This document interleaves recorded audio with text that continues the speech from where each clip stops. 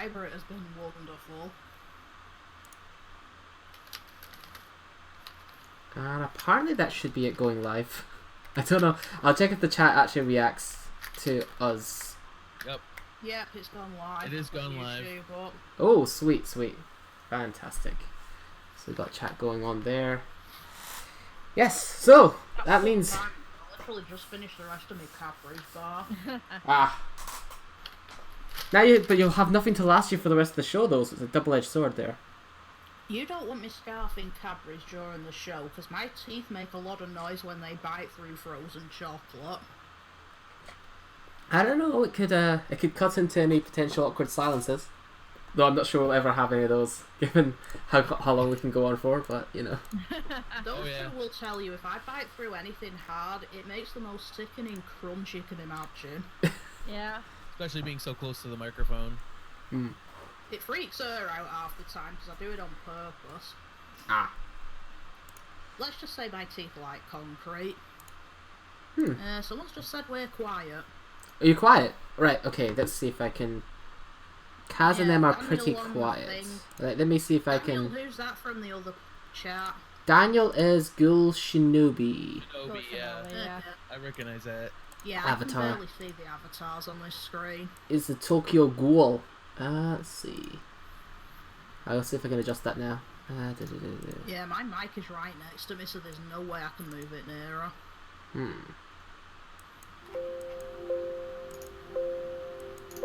Right. Try now. That's brilliant. There you go. That was well timed. Yes. Is that any better to anybody listening to this? That was a good mic check. I think it just deafened everyone. I'm not seeing any reactions just yet. It takes a minute for your YouTube thing to... There's better, a delay, I know that. Louder. Okay. Hey, what I'm gonna do... If that burp didn't deafen you guys, that is a miracle. There it goes. I've put it again a bit louder. Hopefully that helps. Oh, okay, cool. Right.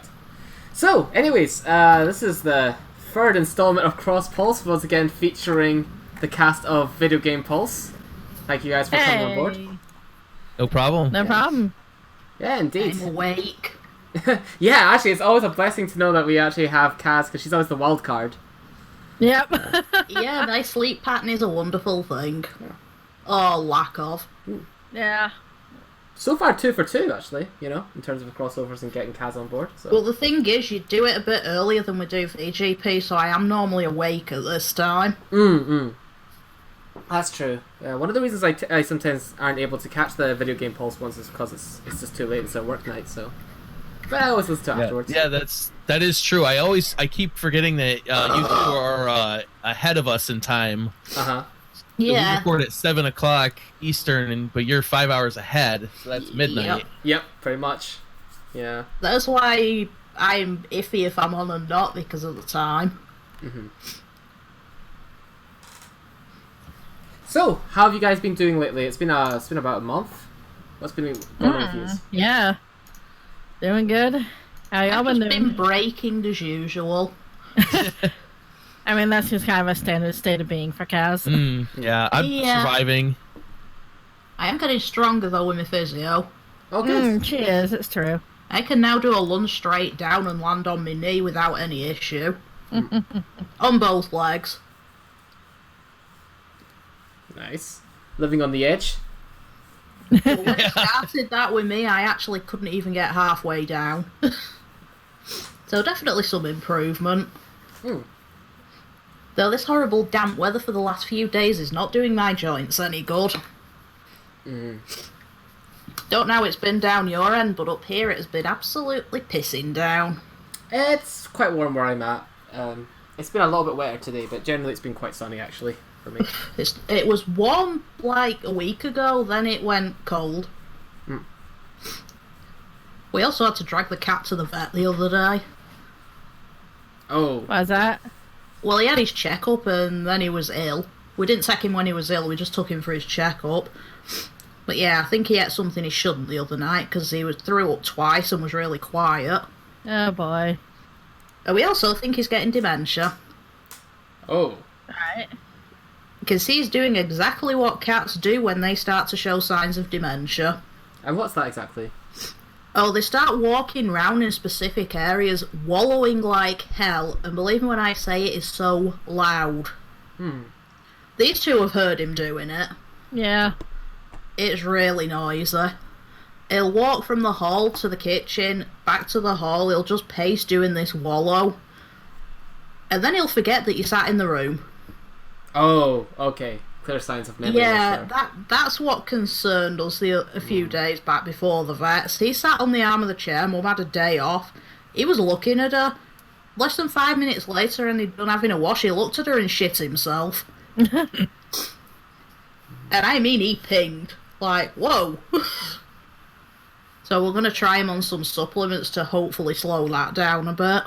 Yeah. Because, I mean, he's only 12. Well, not even 12 yet. It's going to be 12 in July, I believe. So he's not an old cat. Oh, okay. Yeah. But he And did speaking take a of, heavy knock. And speaking of cats, just so if everyone's aware, on our end, if you hear rustling around or crinkling around, we've got Sapphires in the room right below us. She's literally perched right below the desk, just looking up at me like, hi. I'm just waiting for the thud then. Yes. That's heavy girl. Yeah, our Dylan, he took a bit of a knock to the head when he was a kitten because some bastard threw him out of a car. Yeah. Oh, So he's never been a full shilling. that's a shame. We always say he's a few slates loose. He's there, but at the same time, he's absolutely thick. Oh, I see. I do love him, though. Yeah, he loves her. Yeah, Dylan loves me. Every time I go over to Kaz's house, he is, like, right to me. As soon as she walks in, he knows it's her and comes flying. He does. It's so funny. And then demands to be picked up. Oh, likes new people. Very social. He doesn't like people. Oh, It's right. only her. No, he doesn't like people. He likes me. He doesn't trust men, especially. Ah, Because it was a dude that threw him out the car. I see. I see. I thought it was Yeah. I thought it was following cultural zeitgeist. Like TV had affected it, saying that so it started to get some some level of wow, influence from media now. Poor dude was just abused. Oh, okay. If I hadn't taken him on, he'd have been put down. Because black cat, semi-feral, no one wants a black cat to begin with. Let alone one that's half feral. He fit right in. He has never shown any nasty side to us. He's Other such than a being good boy. grouchy. Yeah, which is pretty common for cats in general, right? They can be grouchy. Oh yeah, try owning a Persian. Pedigree attitude. Quite true to the Pokemon then. Yeah. Yep. Oh, if you own a pedigree, you'll know what I mean. They have a real attitude. Oh. And it's not just Persians. Maine Coons have an attitude as well, but they're a lot gentler. I see. Yeah, unfortunately, I don't get to interact too much with the cats. Not because I don't like them, but just because my skin gets kind of itchy when I touch furry animals. Oh, I'm Alright. allergic to them as well. I'm highly allergic to them, which is why I've always got a stuffed up nose. Oh wow, okay, so it actually gets you like in the nose as well. It's just for me, it's more of a skin thing. Oh yeah, I'm always stuffed up, but I would not be without the cats. Yeah, I was gonna say the both of us aren't allergic in any way. Nope. Lucky. That's nice. Yeah, some of our friends say I'm a nutcase for owning cats while being allergic. I'd rather have cats and have a stuffy nose than have no cats and be bored. Yeah. It's like it's a trade worth making. Yep. But anyways, so have you guys been playing, watching, or reading anything lately? Just to. I hooked up my old Sega Mega Drive. Oh yeah, I heard about this on Discord, right? Yeah. Yeah, it took about an hour just to try and tune it in on a modern TV. Yeah, that is tricky. Well, luckily we still have RF ports on our old TV, even on our new TVs, because Yeah. Preview uses them. It's not like American TVs where there's no RF port. But I had to go through 6 different frequency types before it had tune in. And it's still not perfect. Ah. Not to mention it's being a diva and a half at reading the cartridges. I know they say don't blow on the cartridges. Yeah, they said that corrodes the copper. Yeah. But you blow on a cartridge, it works immediately. And I've legit done that with them cartridges since I was about 8. And they still work. Well, I guess you have to. I guess you have to Oh, somebody got a phone call. You gotta pick up. Yeah, that's not Maine. I have no idea who that is. Cass? Not me. Well, that is on our No, side. that It is our phone. We just don't know who's phone, but I calling. Oh, okay. All right, fair enough. I was gonna say, but I don't know if all of anyone us else is gonna ignore pick it. those up or not. I guess they're thinking like when they say that rumor about the copper thing. I guess it is the case, but only if you have like really slobbery spit, like really slobbery blow in it. And if you blow the cartridge from like an Nobody inch said away anything. from it. Yeah, There we go. because I mean, otherwise, why would they have those like air can things that they use to clean out their keyboard? You could probably do the same thing with your cartridges. Well, technically, your breath does have moisture in it, but if you've got a distance between your gob and the cartridge, it's fine. Yeah, probably fine. Yeah, Sonic 2 survived a 9-foot drop. Oh yeah, old games be sturdy. Yeah, they can take anything. Yeah, can Mum kill was some up of in the those. loft. I can't get up in the loft because the ladder's way too janky for me to climb up it. And I knew for a fact that my Sonic 2, 3, Knuckles and Road Rash had to be up there because they were nowhere else. So I sent Mum up and she stood Sonic and Knuckles on the bottom and put the other 2 on top of it. Sonic and Knuckles has a bit of a ridge. So Sonic 2 slid off and went smack from the loft door straight down to the floor. And still runs perfectly. Yeah. They'll 'Cause I did a survive the full nuclear run. holocaust. Yeah, I did a full run on it to make sure it was working. Start to finish, everything works fine. Do you own all Hell, the classic even Sonics? debug. Oh yeah, I've got the original Mega Drive ones. What's your favourite one then? Sonic 3 and Knuckles. Yeah, to me that one. I'm bad though. To me that's my favourite one just because it's the easiest one. Because 2 and 1 It are is actually by far the easiest. yeah, 2 and 1 are solid and really difficult. Though they are good, but it's just Sonic 2 is really easy, but if you're playing Sonic 3 unlocked, it's very easy. But if you're playing it locked on, it is far from being the easiest game. Oh really? Sonic 2 is easier when you've got the lock on. Keep in mind, Sonic 3 and Knuckles, it's like 14 zones or something when it's locked on. I can't remember the exact amount. Yeah, that's the one where you can get it's like 2 parts, right? You get the Chaos Emeralds, and then in the next half you get the Hyper Emeralds or some shit. The Super Chaos Emeralds, that's which the one. then you get Hypersonic. And oh joy, trying to control Hypersonic with a dodgy Mega Drive pad. Oh, is it bad? My Gotta Mega keep it Drive interesting pad is a little somehow. shot. I have 2 more somewhere, but I cannot find the things. Well, speaking of Sonic, you guys hyped for the movie? You mean the movie that got delayed? Yeah, it got delayed. Oh, was it? Yeah. Yeah. And here's the other thing is that the internet actually has a conspiracy theory on that movie is that they intentionally made the character look bad to do some sort of like marketing campaign. I mentioned that. To plan on change it anyway. Yeah, that's the thing is, I didn't heard about it being a rumor online beforehand, but when I first heard about this, and I actually mentioned this on Anime Pulse like weeks back, I thought, this feels like a plan because it does take a bit of time to make these CG models and such and do all these effects. Why would you so easily, why would it look so bad and so easily want to change the whole thing?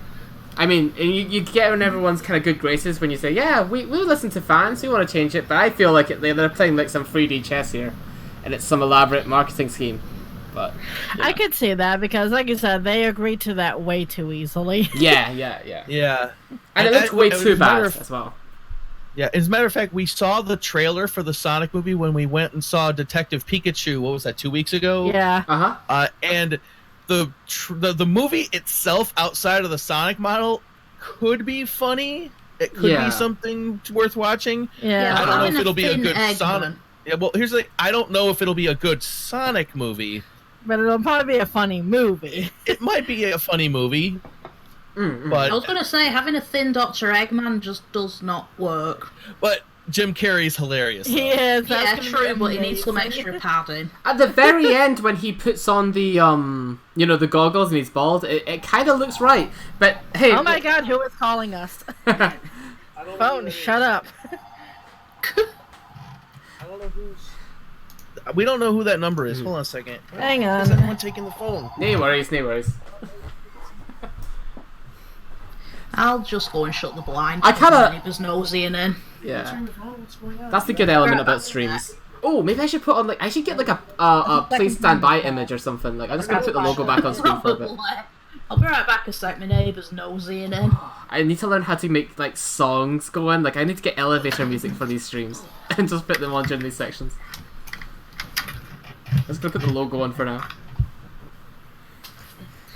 Alright, we're here. Oh, hey. I think Kaz went to go close the blinds. I was thinking that, if you think about... Hey, Mum. She's such a nosy bitch across the road. Whoa. Looking in. I've just shut it. Yeah, she was trying to hide behind the blind and peeping in. I'll get her on that, Alga. I'll get her on that. Bring her off. Yeah, I have like the nosiest neighbour. It feels like you guys are working at a call center. This is amazing. Yeah, no, it's the same 800 number that keeps calling, and the caller ID, we don't know anyone of that name. Yeah, Dad just took the other phone into the other room, so hopefully And we've also muted the ringer on this phone right here next to our microphone. Oh, Yeah. okay. So we're getting the quiet version. Alright. Oh my God. I guess I'll turn off the pending message. There we go. Anyways. And Oh yeah, sorry, what were you gonna say? well, what I was going to say is that this is the stuff that you don't hear on VGP when we end up cutting a lot of stuff out. Yeah. this happens a lot. We've had shows before where like a fax machine will want to call this phone non-stop every 5 minutes. Yep. Very popular.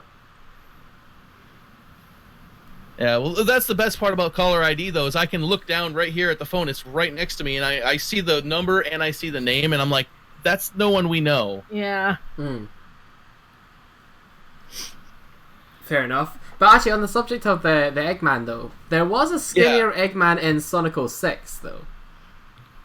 And Don't even mention that shit. I'm just saying the resemblance is that we shouldn't be able to ever... The thing is you play Sonic for over the years, like decades, right? And you never got to see Eggman's eyes. But there's only one other game in which you got to see Eggman's eyes, which was Sonic 06. I shouldn't know his eye colour, but I know he now has blue eyes.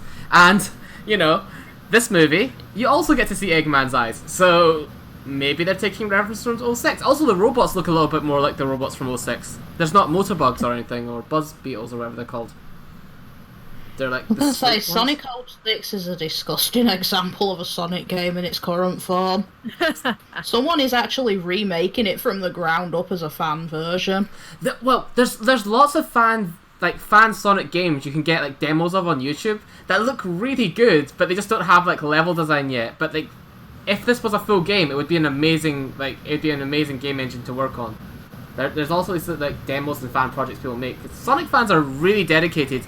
If that wasn't obvious by the fact that the franchise is still alive after so many shitty games. Well, the thing is, Sega aren't fussy. They promote good fan games. Yeah. Yeah. Yeah. They don't shut down fan games, right, Nintendo? Right. Believe it or not, Sega have just officially licensed a 6-button Mega Drive controller out. And they're even offering one with the original Mega Drive ports for the Mega SG and old Mega Drives. See, that's kind of respecting your fans. You know where you came from, They know who put you on the map to begin with, so... The fact they're doing that in 2019 is amazing.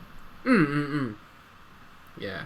I think it's probably because of the wave of, people who like retro throwback consoles. That means they know that the Mega SG exists and they're quite happy that it does exist. Wait, because it's an officially licensed controller. Oh, okay. I believe it's coming out in August at the same time as the USB variant. I checked it on Amazon yesterday when I was looking at new Mega Drives. But yeah, I think I might pick one of those up when the time comes because it's only 16 quid. That's not bad. Yeah. Yeah, 16 quid for a 6-button Mega Drive controller that's officially licensed by Sega. Yeah. That's pretty good. Way better than the 55 quid you pay for 2 Joy-Cons now for your Switch. They're more than 55 for a pair of Joy-Cons. I was I'm gonna say, actually that's more mine like for 60 or 70. I'm actually getting 55 for my 2 electric yellow ones. I think the 55 is for the Pro Controller. Pro Controller, yeah. Pro Controller's about 60 quid if you don't get it on offer. It's expensive. Yeah. Ooh, actually, minor change of subject, but just sort of related is the right now on sale on Steam is Watch Dogs 2 is for sale right now for 85% off. Wait, there was a 2? There was a 2? Yeah. Yeah, Watch Dogs 2. I haven't played it yet, but I'm very tempted because it's 85% off. It's like $9 right now US. It's like $8 or $9. So that's I got my eye on that one. It's £7.49. Yeah. So it has got mixed recent reviews. I was back in uni when that game was so hyped. Like, everybody was looking forward to Watch Dogs. The original Watch Dogs right now is 90% off. Wow. Ooh, there you go. It's £2.59 on the UK store. I don't know how long that'll be up, so if anyone in the chat wants Watch Dogs Watch Dogs good, 2... I think it's to the end of the week. Ooh. Well, there you go, guys. Yeah, that's a good shout. Go Shinobi's got DMC5. You guys play DMC5? No, I haven't. Nah. No. Don't play any of the Devil May Cry. Gold Edition is also 85% off, and Deluxe Edition is 80% off. I feel like I've tried a Devil May Cry game before, but it was so long ago I couldn't even tell you which one it was. I played the one where everybody seems to hate. The one where he has short black hair. And, like, Black Magic is adamant that I'm not playing a proper Devil May Cry game. Like, I think it's just called DMC. And and I was like telling off the lore. I was like, yeah, so Virgil and Dante are both sons of angels and devils, and then he's like, no, that's completely wrong. That's made up. That was not in the original. I'm like, so I just kind of keep teasing him and saying that, yeah, that's the original. Yeah, DMC is Devil May Cry. Apparently, on Steam, Hitman franchise is also up to 80% off. Oh, I've never played the Hitman series, but I do want to. Yeah. I think I got it in a Humble Bundle. I think. Have I got it? I've got Hitman Absolution on mine. Yes, Trevor is Black Magic. Sorry to say. Sorry to give you away, Trevor. Yeah, when I have to look through my Steam list for a certain game, it takes a while because I've got that many damn games on here. Yeah. I'm just being amused watching the chat right now. Yeah, I love how I'm looking stuff up for everyone. You two are just laughing. Yeah. Well, hey, on the same subject of games, what about you, Millennium and Akito? What have you guys been playing / watching? Zelda randomizers. Yes. Oh my That's what god. DarkGod's been doing. Yeah, Zelda Ocarina of Time randomizers. My friends dragged me into those, and they are way more fun than they should be. Oh my god. Yeah, she's given me the file link to set stuff up, but I've not done it yet. Yeah, you need to get on that, because that is so much fun. I've never even done a full run of Ocarina.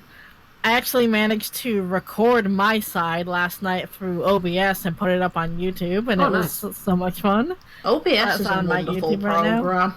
It's free too. My friend Hayden helped me set it up, and we tried it for the first time last night, and it worked perfectly. So I know how to use it to record. I don't know how to use it for streaming. Yeah. It's pretty much the same process. There's only maybe one more button push. But for like I was saying, OBS is great because I for the longest time was using XSplit, and it has its issues and quirks. The worst part though is you have to pay for that one. Yeah. Yeah, OBS is free. It is. And so is Streamlabs OBS, which is what we're currently using at the moment. So it's like the version. Yeah, that's actually up on my YouTube right now, and it was funny because it's the first time that my friends have gotten to see the game from my perspective, and got to see how long I actually take to complete the well, because there's this one room in the well, and if I don't have the Lens of Truth or Magic at the time, it's rough. Because there are invisible I threw the chickens down. No, not that. Well, technically yes, that one, but further into it than you went. But yeah, there's this one room in the well where there's invisible holes in the floor. Oh, and if that's the execution room, right? If you don't know exactly where to go without the Lens of Truth, it's a time. It's a rough time. I just remember when I played, I spent 10 minutes throwing chickens into the well. I know, you love doing that. I'm amused very easily. Yeah, I've been doing a lot of those lately. Those are really, really fun. I play them with my friends Ladyhood, RV Matt 1, and Tranquil. Yeah, I've been playing a bit of Minecraft as well. And beyond that, I just last night set up my... Not last night, the night before. Set up my PlayStation Classic for the first time, so that was fun. I started playing Revelations Persona, and I played original Rayman. One minor thing here. How's the controls on that Revelations Persona? It's interesting because, like, it's really fascinating to look back at where Persona started because it's so different to what it is now. In Revelations Persona, the camera loves to swap between 3 different perspectives, none of which look like they belong in the same game. How are you enjoying that whole 50 hertz on some games? It doesn't bother me any. But, because, like, in certain rooms, it goes to, like, a 3/4 perspective looking down at the characters, which that one is, like, the best one to work with. But then when you go out into hallways, it switches to a first-person thing, and all of a sudden it feels like you're playing Doom. And then, like, when you're outside, it looks like you're on Google Maps, because you're just a little green icon going through, like, a blocky suggestion of a city. Speaking of Doom, I actually bought the new version of it. Nice. I've not downloaded it yet because I am not waiting for 70 gig to download. Wow, 70 Doom 2016 is a fantastic game. Jesus. But, and then original Rayman was also an experience because it feels like playing one of those, like, early 90s PC games that schools used to hand out. Is exactly what it feels like playing original Rayman. Oh. So that was also a time. I do wonder if we'll Doom ever 2016 is amazing. Oh.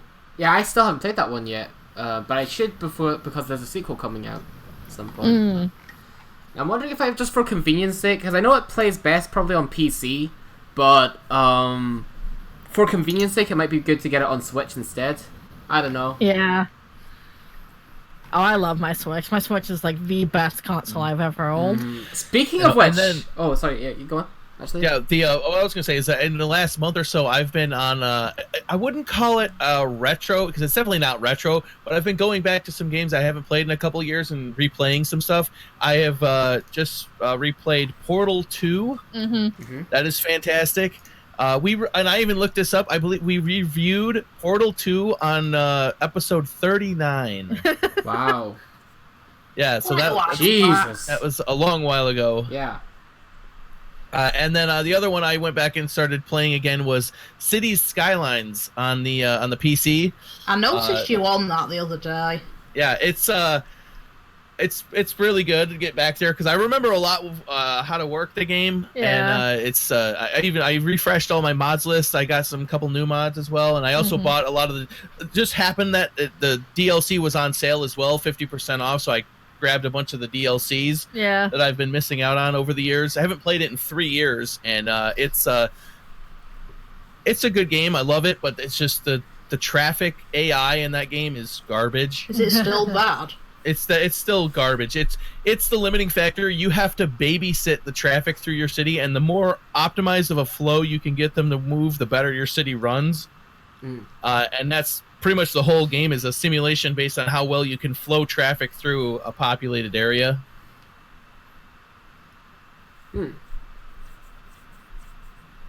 Yes, Go Shinobi, I got Sims 4 for free, and I think Kaz did as well. No, I didn't because I don't use Origin.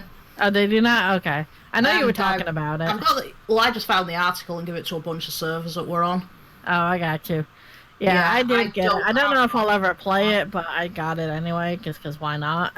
I've got The Sims 3 on Steam, so... Yeah, I've got The Sims 2 on Origin, and now I have Sims 4 on Origin. Don't know if I'll ever play either of them again, but they're there if I ever feel like it. I barely play it. Yeah, I barely played Sims 2, but it was entertaining for a little while. The only Sims I've ever played was Bustin' Out on GameCube. Alright. I've still got some of the originals upstairs. but I just knew that one was awkward because it was like the only game on GameCube that required me to buy a new memory card and have basically only that on the memory card because it took so many blocks on the GameCube memory card. For just So that was the day. I remember those days where games would do that. Yep. Mm-hmm. Yeah, GameCube was bad for it. A lot of their games were way 64 too big for was the their same memory way. cards. Yeah, I've got The Sims 3 with 3 DLCs on Steam because I got that in a humble offer. Yeah. Hang on. Whoa. Hey, yeah, if you bought... Oh, yeah, sure. Right back. Yeah, if you bought anything from Traveler's Tales, like the Bugs Life game, Toy Story games, they all required memory cards for your Nintendo 64 Yep. back in the day. Yeah. Yeah, we had a lot of memory cards, and I remember there was also always the shuffle of trying to figure out what was on each card. Oh, yeah! Yes, I remember The this. memory card shuffle, you put one in, nope, Yeah. found, take And it out, put one in, nope, no data found, take it out. Then you go to the like the GameCube home, like the memory card space, and there's like 2 different memory cards have Mario Kart data, and then one of them was the one that you just was the only memory card you had with you one time, so you just made Mario Kart data on it, and you're like, which one is the real one that has all the characters? Which Smash was? Oh goddamn. Yep. Yep. But hey, by the way, back on the Switch thing, everyone, how have you been enjoying? Have you got Joker yet for Smash Bros? Yes, I do. I have think? the season pass for Smash Bros. So Or do I, the yes. whatever they call it, the Fighters Pass. No worries. Yeah. So what do you think of Crystal them? went mad. Yeah, he's really good. I am really impressed at the level of attention to detail that they put into not only the character but the stage and just like the overall feeling as well. And I was also really surprised at the nods to 3 and 4 as well as 5. Yes, I love the 4 Persona backgrounds. 3 and skins for Persona 4. Like, that shocked me. I was not expecting that in the slightest. Yeah, they've got Reach Out to the That's Truth so playing as good. well. It's great. Yeah. I know, yeah. They have the songs from 3 and the songs from 4 in addition to the songs from 5. And it was really nice to see. Mm-hmm. I really like him so far. I like the, like I said, the attention to detail, especially in his moveset, how he actually uses his real like Persona moves that he uses in the game. Mm-hmm. I like how when he wins a battle, it goes to that screen from 5, you know, where he's running and stuff. Yeah. That was really, really Or nice. alternatively, Everything he'll turns get the red truck. and black. Yeah. Mm-hmm. Yeah, it's really good. I'm very, very impressed with just the level of attention to detail that they put into it. Mm. Just be warned, there might be more thudding in a minute. Oh boy. Crystal's being very naughty. When I walked in, I said, go to bed, and she went right in her bed. Oh, nice. I told her off and said go to bed, she did, but she's already back out running about. Yeah. This baby. She knows not to mess with me. But, yeah, Smash is fun. I don't play it as much anymore just because, you know, I prefer to play it with my friends when they're available. Yeah. But, it is entertaining, though. It's always a time whenever we're playing it. I mean, same. Achievement-wise, it feels like it's one of the more sparse ones, because, like, the Brawl, at least, I think, had, like, that huge checkboard of achievements you had to do, and, like, some of them were just impossible to get, challenge-wise. Yeah. I've actually completed every challenge you can do in the, in Smash Ultimate. You know, beating Spirits modes. I haven't really gone too deep into the challenges. I've more just been trying to 100% the story mode, the World of Light, which that was really nice. I did enjoy that one quite a bit. Oh man, the bit towards the end, maybe I shouldn't spoil, but the bit where you get to play as that thing is pretty cool. I know. That is so cool. That's a really good That was payoff. really good. I know exactly what you're talking about. That was really nice. Mm-hmm. But man, I got gypped by those challenges, because one of the challenges is beat the last boss, or actually it means beat the last boss without losing a life. Oh, Which God, I tried, yeah. and I'd be playing for the entire game on the hardest difficulty, right? And I managed to do it, and then it's like, oh, we actually mean the last stage, including the boss rush and the last boss. We want you to do that all in one life. And I'm like, oh shit, man. But then I found out if you set it to easy mode, you can just do that all in one life. Yeah. It's not actually hard at all. So it doesn't actually matter as long as you do it. But the game doesn't really reward you for anything else, like for a lot of stuff you might expect. Like, I've fused every spirit you can possibly fuse. I think I've collected every spirit you can get. Beating Classic with everybody, beat 100-man melee. It doesn't actually give you any extra achievements or anything for those, so it feels a little bit It's true, but yeah, like I said, I mostly just play it with friendos rather than, trying to go through everything, but it is a lot of fun. Have you tried using the Piranha Plant yet? I have, yes. He's actually surprisingly good. Oh my god, he is shockingly good. Like, that is such a meme at this point. It's so funny. It's a really good set of specials he's got there. Like it's true. He's actually a really solid fighter. Good anti-air, some good... Yeah, it's good reach. There's actually not that much to it. Actually, if I was to rate this, and this doesn't really matter much in competitive play, but his Final Smash is kind of trash, but it doesn't really matter that much in competitive. It but, doesn't matter that much, but... it's really funny because, like, the giant PT Piranha, like, it can kill itself on the wrong stage. It just jumps off and dies. It's like, what the fuck? Jumps off the edge. I've had that happen before. Yeah. The only question that I have is, where is Waluigi? Oh my god. I was actually going to bring this up. Somebody in my Discord, a while back when Piranha Plant was first announced, linked me to a Reddit post from like 12, 13 years ago of somebody saying, I bet that they would put in a Piranha Plant before they put in Waluigi, and that image like started going viral because it came true. That's kind of funny. There was a more like sadder comic I saw. Well, it's a bit more bittersweet where it was like Mario, Luigi, Wario and Waluigi waiting for the Smash invitations year after year, and they all slowly bit by bit get them. So Mario and Luigi get them, then Wario gets it, and then Waluigi finally gets it, but then he sees Daisy crying, so he just gives it to Daisy instead, and then lets her go. Aww. Yeah, no, it's just a bit more sadder. Yeah. Yeah, So. I've said this on VTP before, but I would laugh so hard if the final DLC character for Smash Ultimate was Waluigi. I'd love that. I'd actually main Waluigi. I love that character. He's great. I would just die laughing. And here's the thing: perfect. this is about a couple episodes back, but what I immediately responded to was what would be even better is if the last character isn't Waluigi, but then at the end of the trailer for that final character, they announce that, oh, by the way, there's one more DLC character. Yeah, that'd be pretty good too. I actually Oh man, but it's sad that I guess characters that are assists and assist trophies and such can still become playable, because I mean, like, Crom still shows up for Robin's Final Smash and is now playable, so it's true. It's possible. But, I want Bomberman, possible, really. but... I still want Bomberman. Bomberman would be good. Maybe Rayman as well. Rayman would be awesome. Like, there's so many options. Like, when they first announced Joker for Smash, I was floored because it just came so far out of left field. Like, who would have ever predicted that? But that now opens the door to be like, there's no limit on who could possibly be coming next. Who is the better yet, when is the next one going to be announced? Is that going to be I'm hoping E3. Yeah, I was going to say, is it the next? Not said a word about it since Joker came out. I think it's going to be the one There's still 4 more like characters 2 weeks lined up. It's a matter of fact, it's Tuesday. 2 weeks from today is going to be that direct on that first day of E3. Yeah, so I am really hoping they're going to touch on that soon. Which, by the way, is it just me, or is E3 the only thing that is like, it's shocking how much it snuck up on us this year? Is it just us? Yeah. Or no, same here. Yeah. Yeah. I couldn't believe it when I realized, I'm like, wait a minute, we're only like 4 weeks away, really? Yeah. Wow. and now it's 2 weeks away. Jesus. And it was middle of May, and I'm like, wait a minute. Yeah, Oh. for the Nintendo Direct at E3, I am hoping to see the next Smash character announced. I'm hoping to see more news on Animal Crossing, and I'm hoping to see more news on Sword and Shield. And Super Mario Maker 2. And Super Mario Maker 2, but we've already gotten plenty of info on that. I feel like at this point they can just bring that out. The only thing I want info on is Animal Crossing and Sword and Shield, because they're supposed to be coming out this year and we know nothing. Yeah, there is going to be a 15-minute direct next week, I believe, for Sword and Shield, so we'll see what that shows. But again, it's only a 15-minute one. Because it does take place in the UK, this one, so I'm extra excited for that. It does, yeah. Scottish Pokemon trainer, woo!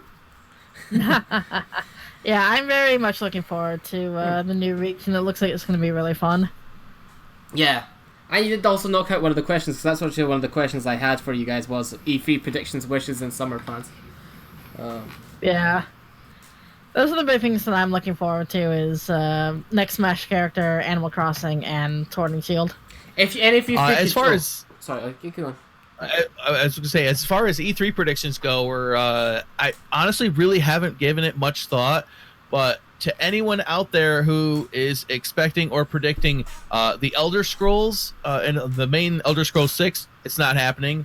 No and if chance. anyone is predicting a new console reveal from Microsoft, that's not going to happen. Okay. So those two things are definitely not going to happen. I'm No. honestly not sure what will be shown, but I think Microsoft is going to show a lot of games. It's going to shock a lot of people. Sony's not at E3 this year, so that's another... Yeah. I think that a Sony rep may end up on the Microsoft stage just for that whole crossover they're doing. Ooh. They might do that. Yeah, I could see that happening. Because You never surely know. they're going to bring that up with it being such a big thing. Yeah. And I know EA and Sony are not there, so there's that. So as far as who's left, there's Microsoft, Ubisoft, and Devolver Digital, and Bethesda, yeah, Bethesda, Nintendo. and Nintendo. Mm. So I honestly don't know what to expect this year. It's gonna be a weird year for sure. Well, we can definitely look forward to the next episode of Nina Strauss. Yes. Devolver If- Digital. If no one has seen the prior two Devolver Digital E3 presentations, they're not very long. You need to see them. Oh my god, It will it's change so your life. funny. They're only like 15 minutes each, but it's like one episode a year. And it's amazing. It's so funny. That first year was brilliant. That first year was incredible. Ghost Shinobi's asking about Death Stranding. Have any of you seen what Kojima did apparently on Twitter? Yeah, he's teasing an announcement. It's going to happen tomorrow. Oh. Honestly, I have no idea. Well, I'll judge the game when I play it when it comes out. Yep. If I even care about it when it comes out at that point in time. But as for the problem that I have with it is that they're previewing it too much. It's almost running into the same rut that No Man's Sky fell into. Mm-hmm. Or Duke There's Nukem no man- Forever. Yeah, or Duke Nukem Forever is another one where they just keep every major event they show another preview of it, and it's like you see maybe a little bit more each time, and it's like. But, knowing Kojima, there will probably be like 10,000 more fucking hours of footage to show anyway in that game. Yeah, To be fair. definitely. Yeah. And out of all those thousands of hours, maybe only about 10 minutes of it might make sense. And be It's gameplay. true. And be actual gameplay. Oh god. Oh, but Yeah, we'll see what it is when it actually happens. Yeah. if any of you guys could choose one character, like it would guaranteeingly be the next Smash character, what would it be? Oh god, I don't know. That's a hard one because, like I said, the floodgates are open at this point. Master Chief. Master Master Chief would be a Chief. good one. That would be a good one. That would be really interesting. I've never really played a Halo game, so what would his arsenal be? What would his B moves be then? What would his specials be? Such. I have no idea. I don't really play Smash, so I Oh. don't know. So I wouldn't even really know. But I would just say, because Microsoft and Nintendo have really been partnering up recently. Yeah, they've been really, really getting cozy. And furthermore, who's to say that the next Smash character might be not revealed on the Microsoft stage? That would be Ooh. awesome too. That would be really interesting. You want to see everyone explode? That'd be really out of the box, yeah. Out of the box. That not would be a Xbox, shocker yeah. Right. if the next Smash character is revealed at the Microsoft stage in 2 weeks. Still, if it was somebody that Microsoft owns, it's more likely going to probably be Banjo-Kazooie, no? I was thinking Banjo-Kazooie. The other one I had an idea for that could be a good Smash character is Ukulele. Oh, yeah. That would actually be really, really interesting, I think. Because Yeah. they would have a lot of good moves, I feel like. Oh, yeah. Yeah, definitely. Because he has a lot of special abilities. So, like, he can turn invisible, he can, do the tail whaps, he can, jump up in the air, and then Lele can, carry him around, float for a little while. Side B would be a roll. You can roll on him. Yeah. It's like, I feel like his moveset is, like, really ideal for Smash. Yeah, it's really expansive. He could probably maybe have a thing where he licks, and if he licks a certain element, he becomes that, element. Yeah. I can do the fire thing, the ice thing, all that. Though, to be fair, though, Master Chief, between out of all the roster of characters that Microsoft has, that's the biggest one. Yeah, Yeah, that's their definitely. headline So- one. Yeah, definitely. Yeah. Yeah, by far. Even though it might not make as much sense, that would definitely be the bigger ticket item. And then one that will probably absolutely never happen, but would be amazing if it ever did in some alternate universe, is Alice from Alice Madness Returns. Wow, that's very obscure. That is incredibly obscure, but I still have so much love for that game. Like, I was just replaying that game the other day. Like, that game is so good. Speaking of E3, by the way, Game have just posted a thing on Twitter with the schedule. Oh, yeah. Oh, okay. Apparently EA are not doing a traditional conference. Yeah, like I said, they're not going to be there. Yep. Oh, they're going to be there. They're going to do their own thing. They're not doing a traditional conference, they're doing a hands-on event. Yeah, because the last, with live streams. 2 or 3 years, their conferences have been trash. Oh dear. Those are the ones that have taken place on the Saturday before E3. Remember those? The one last year was just abysmal. That was the one last year was the one that, like, it sort of ended, but then they went outside and started talking, but it was an interview, but nobody knew the thing had ended. Yeah. Oh, God. I remember that. That was apparently, we've got Microsoft on June the 9th. Yep. Yeah, it's a Sunday. 1 p.m. 1 p.m. Pacific, so 9 p.m. for us in the UK. Yeah, it's going to be Microsoft is Bethesda and Devolver Digital are going to be on that Sunday. Also, Ubisoft is the Bethesda only one on for going on late again. Yeah, they're on Devolver Digital's even later than them. Yeah, but Devolver's not one of the massive companies. And like I said, Ubisoft is on that Monday, and then the 11th is the Nintendo Direct. You've also got Square Enix. Oh right, yeah. On June 10th. Square Enix does something, and then I think the PC Gaming Show. I don't know if they're doing that again this year or not. PC Gaming Show is June the 10th at 10 a.m. It's before all the streams. So, PC Gaming Show is on before Ubisoft and Square Enix this year. That's going to be the Monday. Yep. They're probably mainly going to be showing the newest Final Fantasy remake, right? When they do the Square Enix one. Probably. Yeah. Probably. Yeah. That one. Square Enix and Bethesda have really got to start doing the conferences at, more agreeable times for everyone international. Because, 5:30 Pacific and 6 p.m. Pacific, that is like the middle of the night for us. Yeah. They don't consider us worthwhile, apparently. And in terms of our time zone. It didn't actually mention Devolver on the schedule either. Metal with Chaos? Sorry. Yeah, I just. Yeah, in the chat, I saw that too. I just lost my shit. I was like, oh my god, I swore a long time ago that if this game ever came out in the West, I'd buy it immediately because it just looks like the best thing ever. You get to play as the president in a mech suit, and the main villain is the vice president. It's so great. That'd work perfectly right now, wouldn't it? But it's crazy because the game is entirely English dubbed, and it has a super American, pro-America sort of story of explosions, and it only released in Japan for some reason. Yeah. Probably because they couldn't get away with it over here. Oh, man. Ugh. But it was from like a Xbox, the first Xbox One, Xbox One, the first one. Yeah. As if the naming conventions for the Xbox consoles aren't confusing. Oh man, yeah, I refer to it as the original Xbox. Yeah, that's the original Xbox. We could call the new one just Xbone because Yeah, that's what I call it anyway. Yeah. I'm curious to see how they name the next console though. Is it going to be the Xbox One 2? Are they going to switch it up and do Xbox 540? Ooh. Or 720? Or is it going to be the Xbox 2? Or is it going to be the 2-bone? Place your bets. Suppose. Wait, so if it was 2-bone, that would technically be like Xbox 2-1.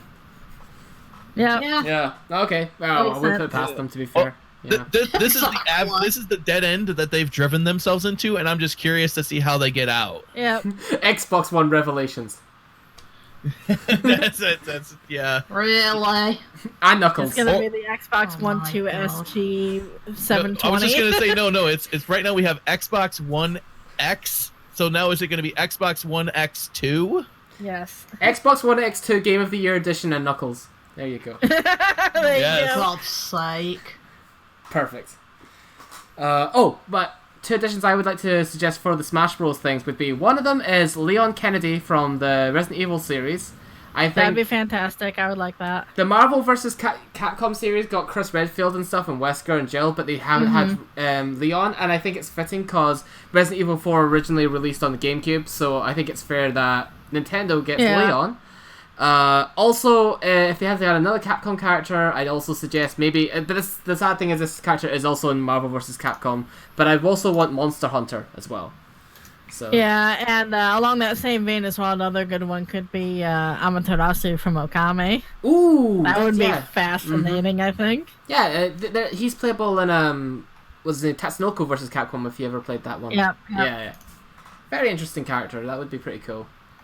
It'd be the closest thing you'd have to like a Wolf Link playable character in Smash Bros. Yeah. I would love to have Amaterasu, and I think she would be really interesting because she has so many brush skills that you could do a lot with her. It would kind of be like the same vein as Game & Watch almost. Oh yeah. I mean, the game Smash Bros has so many varied types of characters that I don't put it past them to have something with brushes in it. That you hold the button down and you gesture with the control stick. The motion. Yeah. But yeah. Anything else to mention about E3? Or I don't think so. It's gonna be a weird year for sure. It's gonna be different. Also, where the hell has half of the year gone? Right. Yeah, that is nuts. Yeah, I don't know what happened. We're already in summer. Just Jesus Christ. Well, summer's debatable in the UK. That's very true. When does it start? When does it end? The big question. I mean, at least we've had some rain this year. Wait, at least you've had rain? Do you never get rain? Keep in mind, last year the two big wildfires that hit the UK were right near me. We get wildfires? I thought that was an America thing. Did you not see the news last year? I don't see the news in general, apparently. Dude, I mean, there was two massive wildfires right near here. Oh, right, okay. One was even closer to your family than it was to me. I'm glad they're okay. And you're okay, I guess. Seriously, one of them took 14 weeks to put out and was like 5 minutes away from me. Shit. Wow. Yeah. And there has been possibly 15 small wildfires set purposely this year alone in this area. So someone's arson? Oh yeah, this year it is. I think the big ones were arson as well. They're arson around. Terrible. That was horrendous. No, it wasn't. That was great. I got that from Wallace and Gromit. Oh, your turn, is it? I got Pepsi. Having a belching contest here as well. Who can belch the loudest? Oh, still have Akito. That'll be Kaz. Oh, really? I was gonna say, should that even be questioned? Fair enough.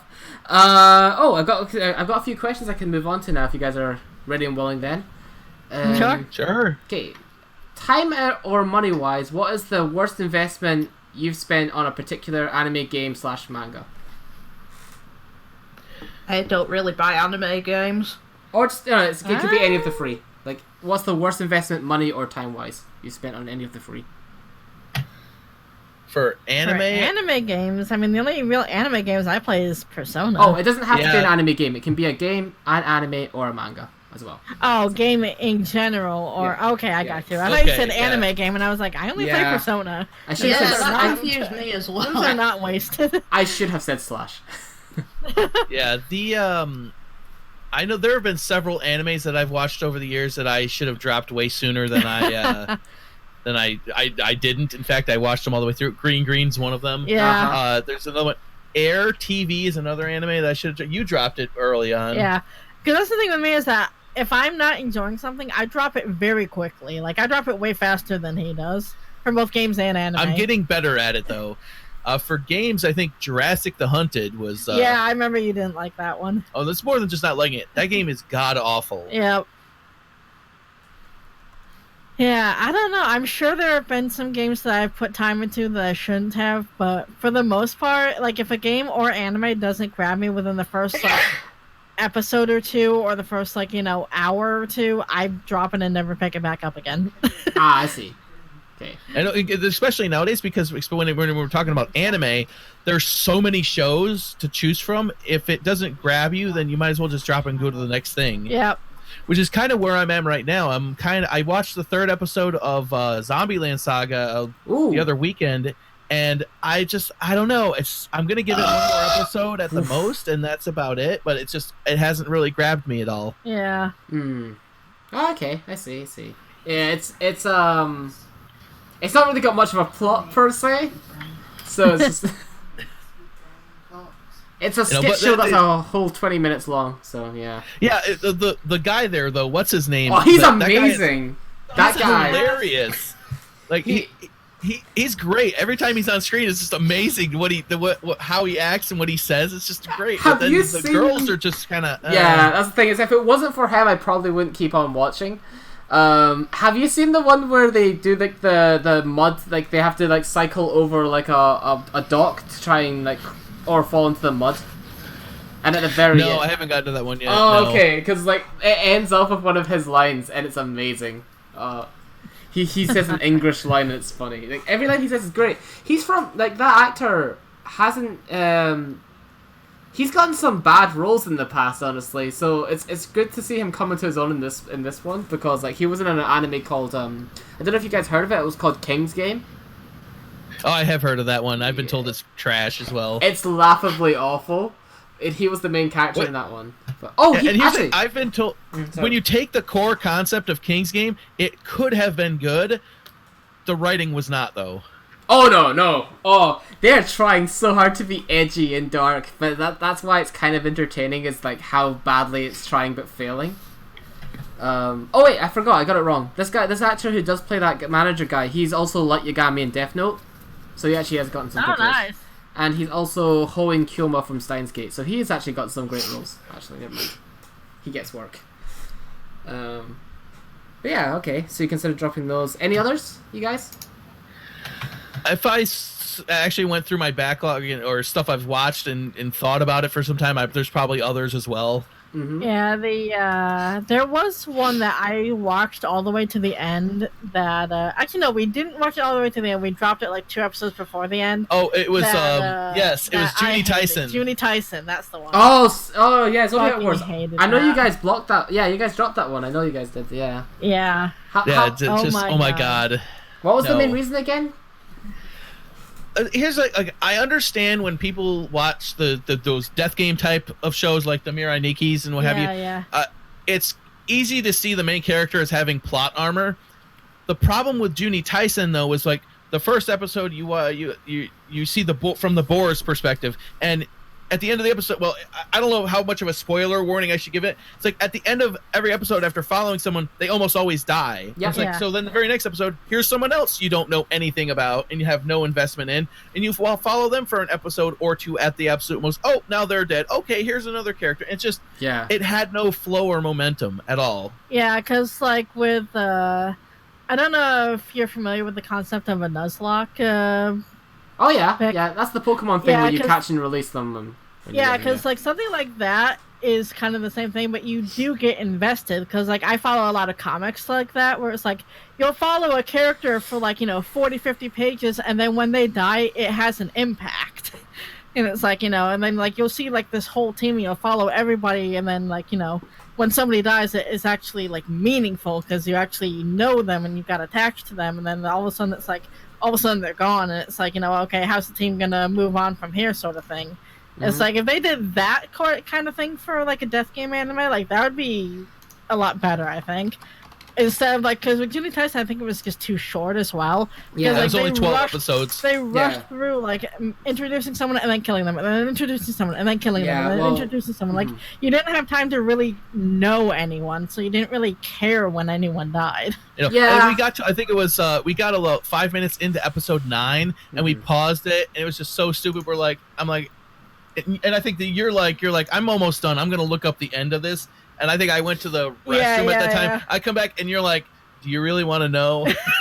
Yeah. And I'm like, "Is it bad?" And you're like, watch this or listen to this. It's bad. The ending is garbage. Yeah, because like because a lot of the Nuzlocke comics that I follow on DeviantArt, like Chihiro's Nuzlocke is a good one. There's a couple others too. Like you follow a group of characters for like 40 pages, and then all of a sudden when somebody dies, like it is like really impactful. Like you really feel it. Because then you're like, okay, how's this going to affect the team? You know, who's going to come in to replace them? You know, how's the character, how's the group dynamic going to change now, sort of thing. Like, that's what I want to see in like anime form. Yeah. I think in Juni Tyson they were very caught up in trying to just like keep their sort of symbolic sort of structure going and keep their because the thing is like the deaths, if it wasn't obvious already, was following the structure of the Chinese zodiac. So it goes from the last animal to the... So you know who wins, basically, just from that alone. So what they're trying to go for is just over-the-top, larger-than-life characters, and it's supposed to just kind of make it just kind of a fun, you know, dumb action sort of show. But I can understand people looking for a survival show where you're on the edge of your seat and who's going to survive, and you want to get, like, Game of Thrones attached to characters. You're not really going to get that in this show, because, you know... There's only so much you can do with one episode's worth of time to get acquainted with them.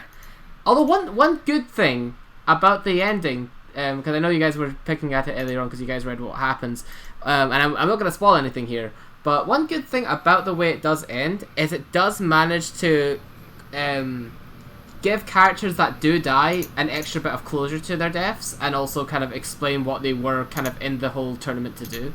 But it's through some sort of... I did kind of like the way that's handled, because of the last person's ability, which gets explained at the end, but, you know... because there was another one that we saw as well that was another kind of death game one that I really enjoyed, which was the I don't know. I'm blanking on the name of it. You need to the give one me with more. The magical girls.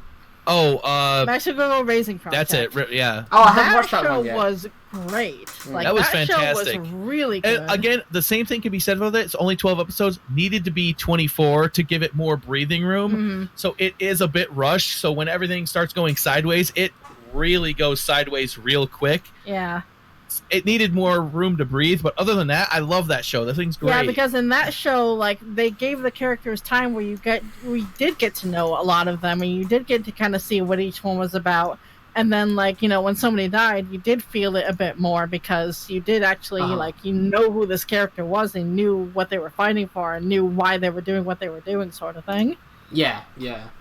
Especially one death in particular, which was like, oh god, that hurt my soul. Really gets to you. And I knew it was coming. Oh god, that one really hurt my soul. You said you haven't watched that one yet? No, I haven't. No, I it's in my list because I tend to watch, like, you know, edgy magical girl shows is sort of a thing I tend to cover on the. You know, have you guys heard of Maho Shoujo's site? Yes, I have. We haven't seen it yet because I think it's on Amazon. Super edgy. I know. I want to see it. But it's one of those things I'd like to see, but I just don't have access to it right now. Yeah, because, like, Magical Racing Project was really good. Like, Madoka Magico was fantastic. Yeah, that one kicked off. Like, that one really kicked off the whole dark magical girl show just thing. Really good without being, like, you know, without having Junie Tyson's problem of where you don't care about the characters. Right. I mean, it's okay if death's at stake, but you should have some level of investment, otherwise it kind of doesn't. You should have some level of investment in the character in order to just, like, make it mean something when they're gone. Yeah. But the like I said, though, if you haven't seen the Magical Girl Raising Project, that's definitely worthwhile to watch, and it's a shorter one. It's 12 episodes. It is. It was really good. I really liked that one. Has it been reviewed on our website? Because usually I give it a higher priority if it's not been reviewed. It's called Magical Girl Raising. Raising Project. Magical Girl Raising Project, it's called. Nobody's covered it. Nope. In fact, when I search on the website, I get a Videogame Pulse episode for some reason. Yeah, because we talked about it for a quick bit. Oh, okay. And you also used it as your ED for that show, apparently. Yes, that's true as well. Yep. Okay. Oh, yeah, that, by the way, so it has to be mentioned, the ending to Magical Girl Raising Project is called Dreamcatcher by Nano. Yeah. Fantastic song. Oh yeah, that song is incredible. You can actually search for it on YouTube right now. No spoilers. You can actually get the live action band version of their. It's not maybe live action, but it's their music video of it. It's a fantastic song. Yeah, the official music video for that song is really, really good. Yeah, so search for Magical Girl Raising Project Dreamcatcher and it'll come up. Yeah. it's one of those songs that you watch through to the end of the ending every single episode. Every single time. So good. Oh, okay. Oh, it's the same So people who nice. apparently did the opening to Batum, according to Alka Zero. Mm-hmm. So, if you guys heard of Batum, the survival show with the bombs, with the bobs. No? Oh, nice. I did not know they did that for as well. Yeah. Mm-hmm. Oh, I should probably also answer Gold Shinobi. I am caught up season-wise to Attack on Titan, but I haven't started the new season just yet. I'm waiting for a friend. And then we'll probably just marathon. I know 4 episodes are out currently. I am looking forward to it. I've heard good things about the most recent one, something about Levi or some shit, but, you know, I'll get on that. Have you guys watched Attack on Titan or anything? No, No. that is one that we have not gotten around to. It's Attack on Titan and My Hero Academia are 2 shows that I always intend to get around to, but we never do. Yeah. I think you guys would like My Hero Academia. I think you guys would probably like it. I don't doubt it, Yeah. but at the same time, with both of us working now, it's harder to sit down and watch shows together. Yeah. Especially long shows. Yeah. Right. Mm-hmm. Well, look, the good thing is that My Hero Academia isn't one of those anime that goes on for hundreds and hundreds and hundreds of episodes. It's like by Studio Bones, so it's just a season by season thing that they take their time with, and so the Yeah. pacing is not as bad as something like a One Piece or a Naruto or something like that. You know? Yeah, we keep telling ourselves that we need to get back to Fairy Tail. Yes. I think we dropped it around, or like I've seen it up to about 190s. Dark God and myself have seen it up to about, I think 147 was the last episode we saw. Yeah. So we got to get back to that. We do, I It's know. so many more episodes to go still with that. It's, Yep. And the problem with Fairy Yeah. Oh yeah, sorry. Fairy Tail's, I really like Fairy Tail, but it's lacking that certain something that it pushes it over the edge. And I think a lot of it is that with the level of battles they get into, not a lot of characters really get severely injured, and it just lacks in the realism department in that aspect of it. Yeah, yeah. Yeah, most people I know who've watched Fairy Tail, they didn't manage to finish it. They just kind of eventually waned in interest for some reason. I never watched it. Yeah.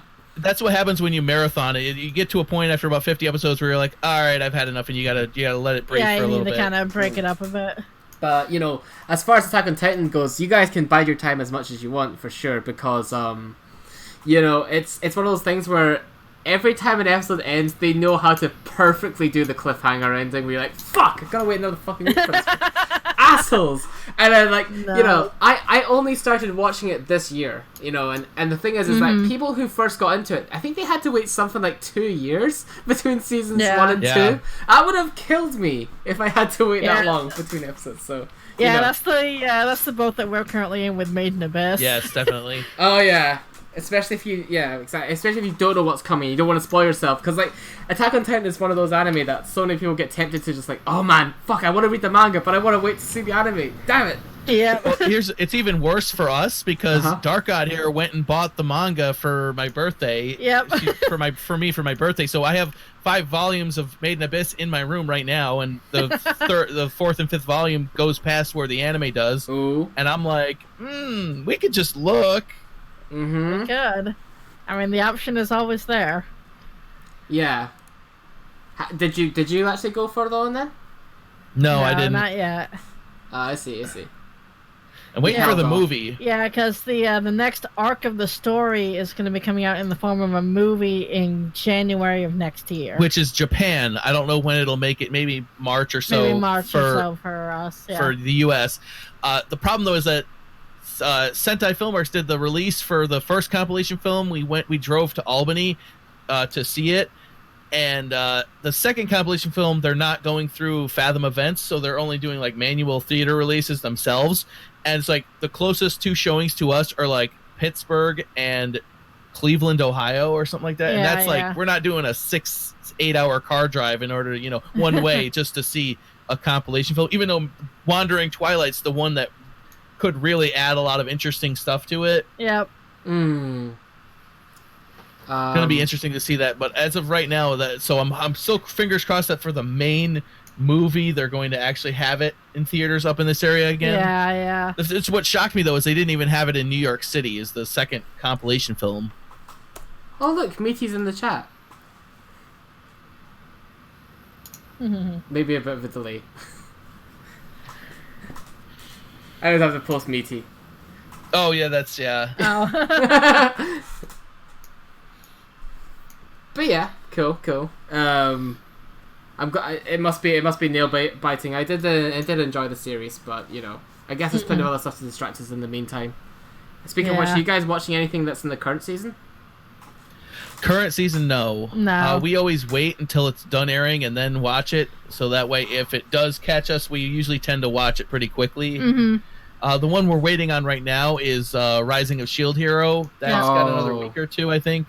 And the other one that I'm waiting on is Fruits Basket. Oh! It's because I'm curious how that's going to be in the new style. Have you watched the old Fruits Basket? Yeah, that's where my name comes from. Wait. Oh, you're the Soma family head. I was wondering what Akito you were. Oh, okay. Yeah, you're the Dark God Akito. Dark God of the Zodiac Akito. Oh, gotcha. That is where my name comes from, is Fruits Basket. That's hilarious. I was watching it with with somebody recently, and I think he actually asked if it was any relation to your username.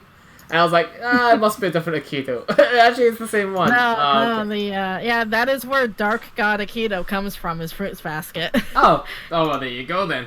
Fair enough. I've had that username since high school when I first watched Fruits Basket. It's the new remake is less gaggy than the original, but it's it's a lot more just like true to form shoujo in its presentation. So. Yeah, that'll be good to see. The other one from this current season that I'm interested in is, I think it's Demon Slayer. Demon Slayer? Oh, are you talking about Hunter? You mean Kimetsu no Yaiba? Is that the one? Yes, I think that's what it is. Where his sister becomes a demon? Yes, that's the one. Ah, yes. That's a very good one. You'll enjoy that one, I believe. I've heard good things about it. As far as Rising of Shield Hero, I've heard mixed things, especially as the show goes on towards the later half. What I'll let you know is it starts off really good, very promisingly. It never becomes terrible, but it just kind of becomes a bit more generic. Right. As it goes on. It doesn't become bad, but it's just generic as it goes on. We'll judge it for when we watch it ourselves. Always. Yeah. Because here's the thing, I've always heard things from the internet, and there's different examples over the years, but where the internet, it was Darling in the Franxx is a perfect example for me, where the internet's like, oh my god, this is terrible, and everything goes, and it's so weird, and it's such a hard left turn, and I watch it, I'm like, okay, it's Trigger. It's nothing out of the ordinary for Trigger. Yeah. I didn't see anything worth the freak out that anyone did. So the internet might have one opinion. I usually sometimes have a completely different opinion, so it's kind of, I take a temperature reading based on what the community says, but I'll definitely watch it myself. Yeah, definitely form your own opinion on it, I'm sure. Darling in the Franxx was a wild one. I liked it. I thought it was good, especially like maybe a lot of people watched it who just weren't familiar with how Trigger does their shows. It almost always winds up to 11 and ends up in outer space somehow. Yep. So how anyone thought that this was like out of the ordinary is kind of beyond me. Yeah, because Kill la Kill was the same way. Yeah. Although some of the character writing felt a little bit more because it's a collaboration, right, between Trigger and A1 Pictures. So like some of the character writing like between the main two feels a little bit more like the main characters you get in an A1 Pictures piece, like an SAO or something. The way the relationships ran. Yeah, No? I liked it though. It was good. Yeah. Yeah. I think. Oh no, Joseph reviewed that one. I didn't review that one on the show. But I did watch all of it though. Mm-hmm. Didn't really have much more to add on it, to be honest. But yeah. Okay, so yeah, you're keeping back for the season. Yeah, there's not. I think besides that demon one that you're considering watching, there isn't too much. Although actually, you should check out the one that's about. I think it's called Sara Zenmai. Oh yeah, Sada Zenmai. Yeah, that's from the guy that wrote. He also wrote Yurakuma Arashi. Oh. And he also wrote, what was the other one? He's wrote several things over the years. The one in the 90s, it was a Revolutionary Girl Uetna. Utena, yeah. Another one of it. Yeah. And I don't know. It just, from what I've seen from that show, it seems to me like, and it's the same problem I had with Yurakuma Arashi, where the way I described Yurakuma Arashi, it was like a thought having a theoretical question while asking through a metaphorical lens. It's like, how many levels of Inception do you go before you're just making shit up?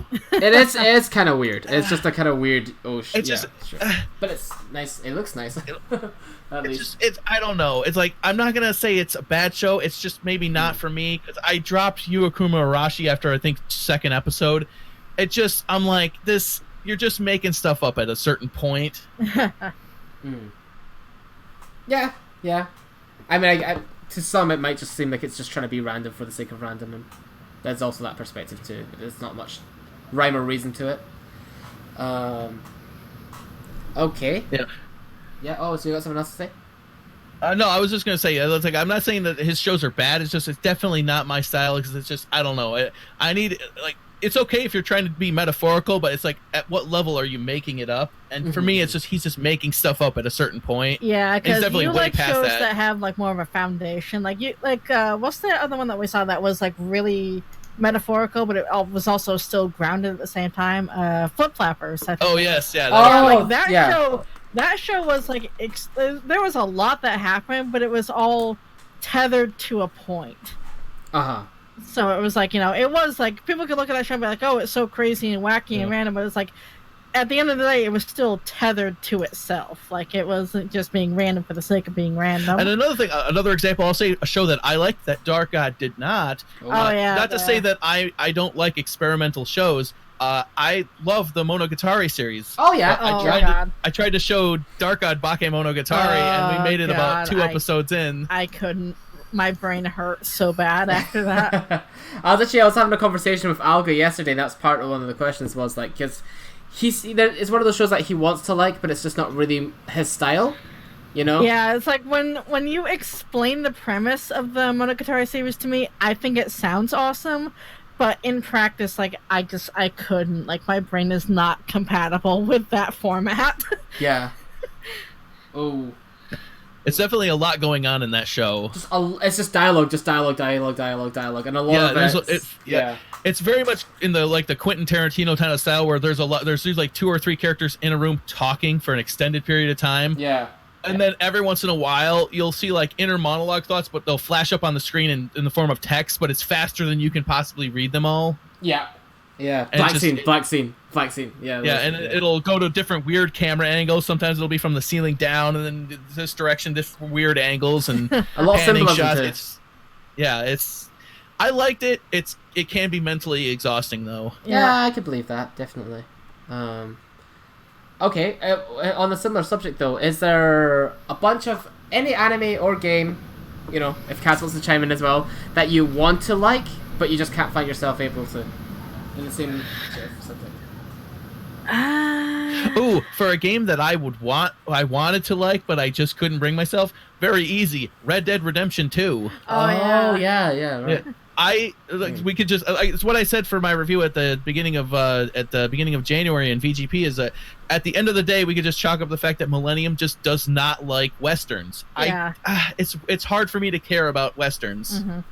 Yeah, for me, the other one, actually, now you said that, reminds me of Sekiro was the one for me. Like, I wanted so badly to love that game, and like, I like watching other people play that game, but the control scheme and the fighting style that the game wants you to do forces you to do, like, it relies so heavily on like parrying and like, other kind of like things that just, it did not work for the way I play those games. Like, if it was set up the way that like Bloodborne was or like Dark Souls was, I would have been all in on that game. But it's like, it was such a different fighting style, like with the parrying and how you have to, wait for somebody to attack and then hit the button at that exact moment and then counter attack, and it was just, I couldn't. And here's the thing though, is that if it was more like Bloodborne or Dark Souls, then people would accuse it of being a clone thereof. Yeah, that's true. So I think they intentionally made it the way they did so that people wouldn't accuse it of being that. But the downside to that is that there are certain people that just don't like playing it. Yeah, because like,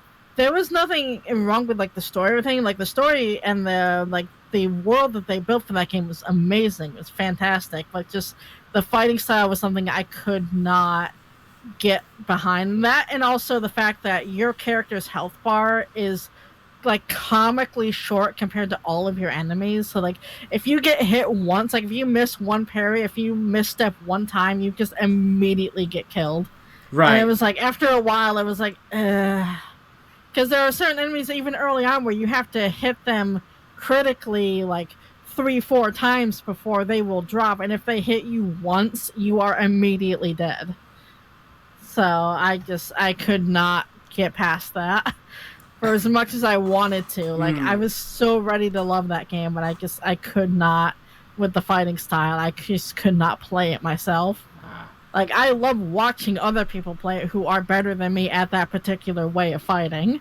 It surprises me that the whole low health thing bothered you when you play Dark Souls.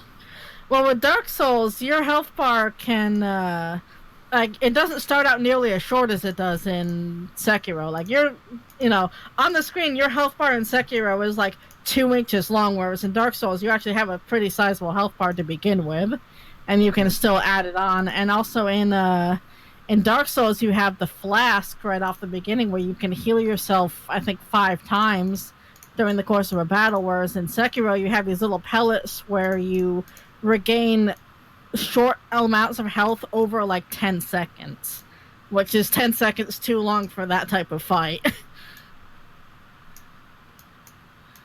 Whereas the flask in Dark Souls, like, you immediately gain a good chunk of health back, and you actually can come back from a bad situation a lot easier. Yeah, and actually timing when to take the flask and when to get good distance is a strategy in of itself during the fight. Yeah.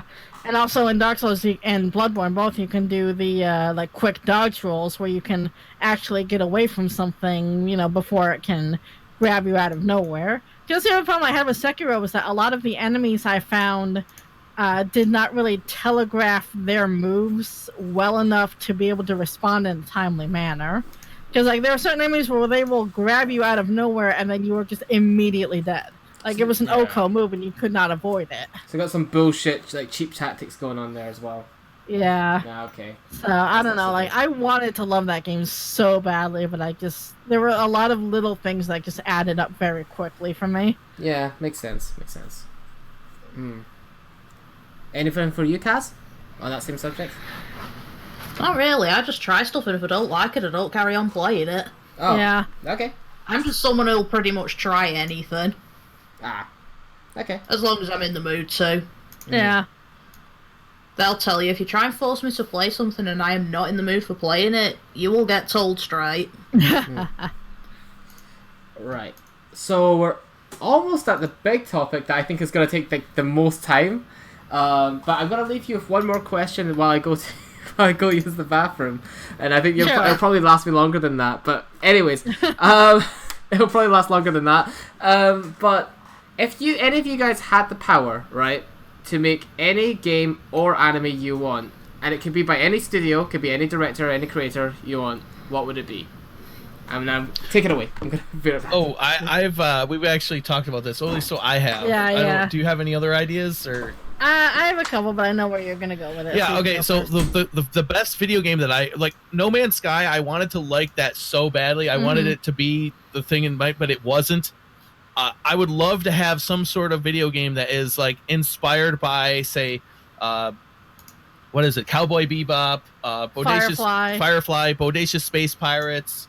There's Outlaw Stars, another one.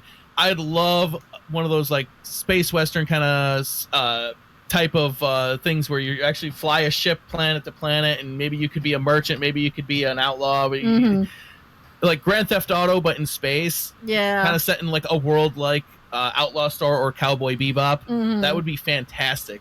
Yeah, I find it really interesting with you how you don't like westerns, but you love space westerns. Yeah, well, I don't know. Maybe it's just it's a technology thing. I don't know. It's just because I mean I'm right there with you. I love all those shows.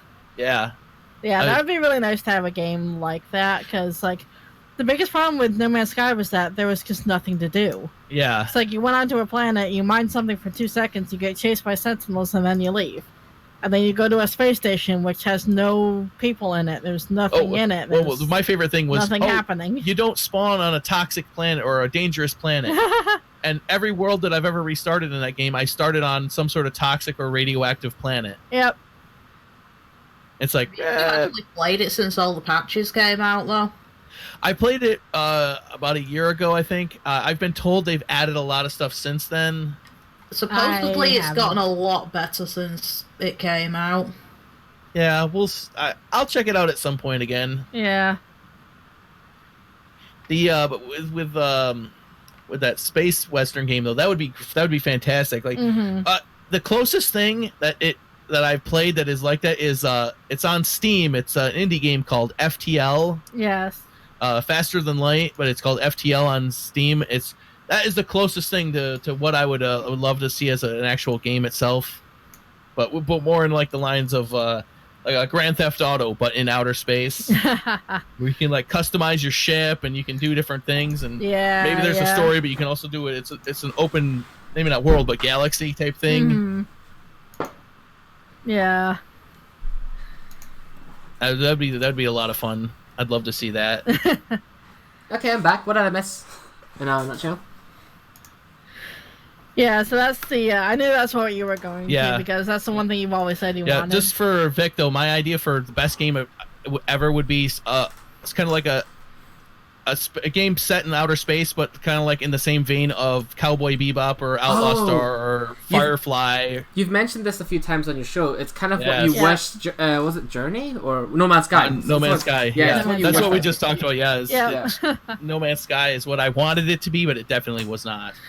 Yeah, for me, one thing I know we've talked about before as well was that I really like underground exploration games such as Hollow Knight, Spelunky, SteamWorld Dig, everything like that. Well, if you want the original underground exploration game, you can go with Minecraft. Minecraft as well, yep.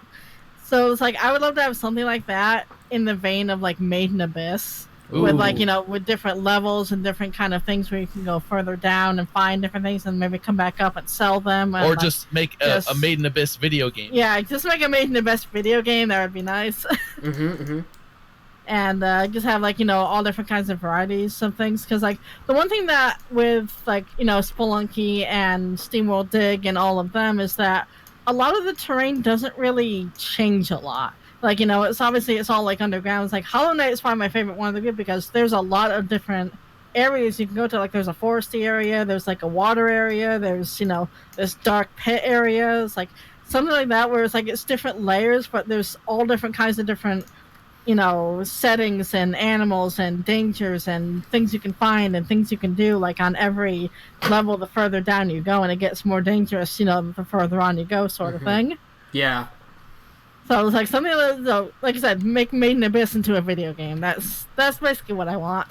Yeah, it would be a very good baseline for once, for sure. Yeah, because I love Hollow Knight for that reason, because there's just so much to explore and so many different types of areas that are so different from each other that you can go to.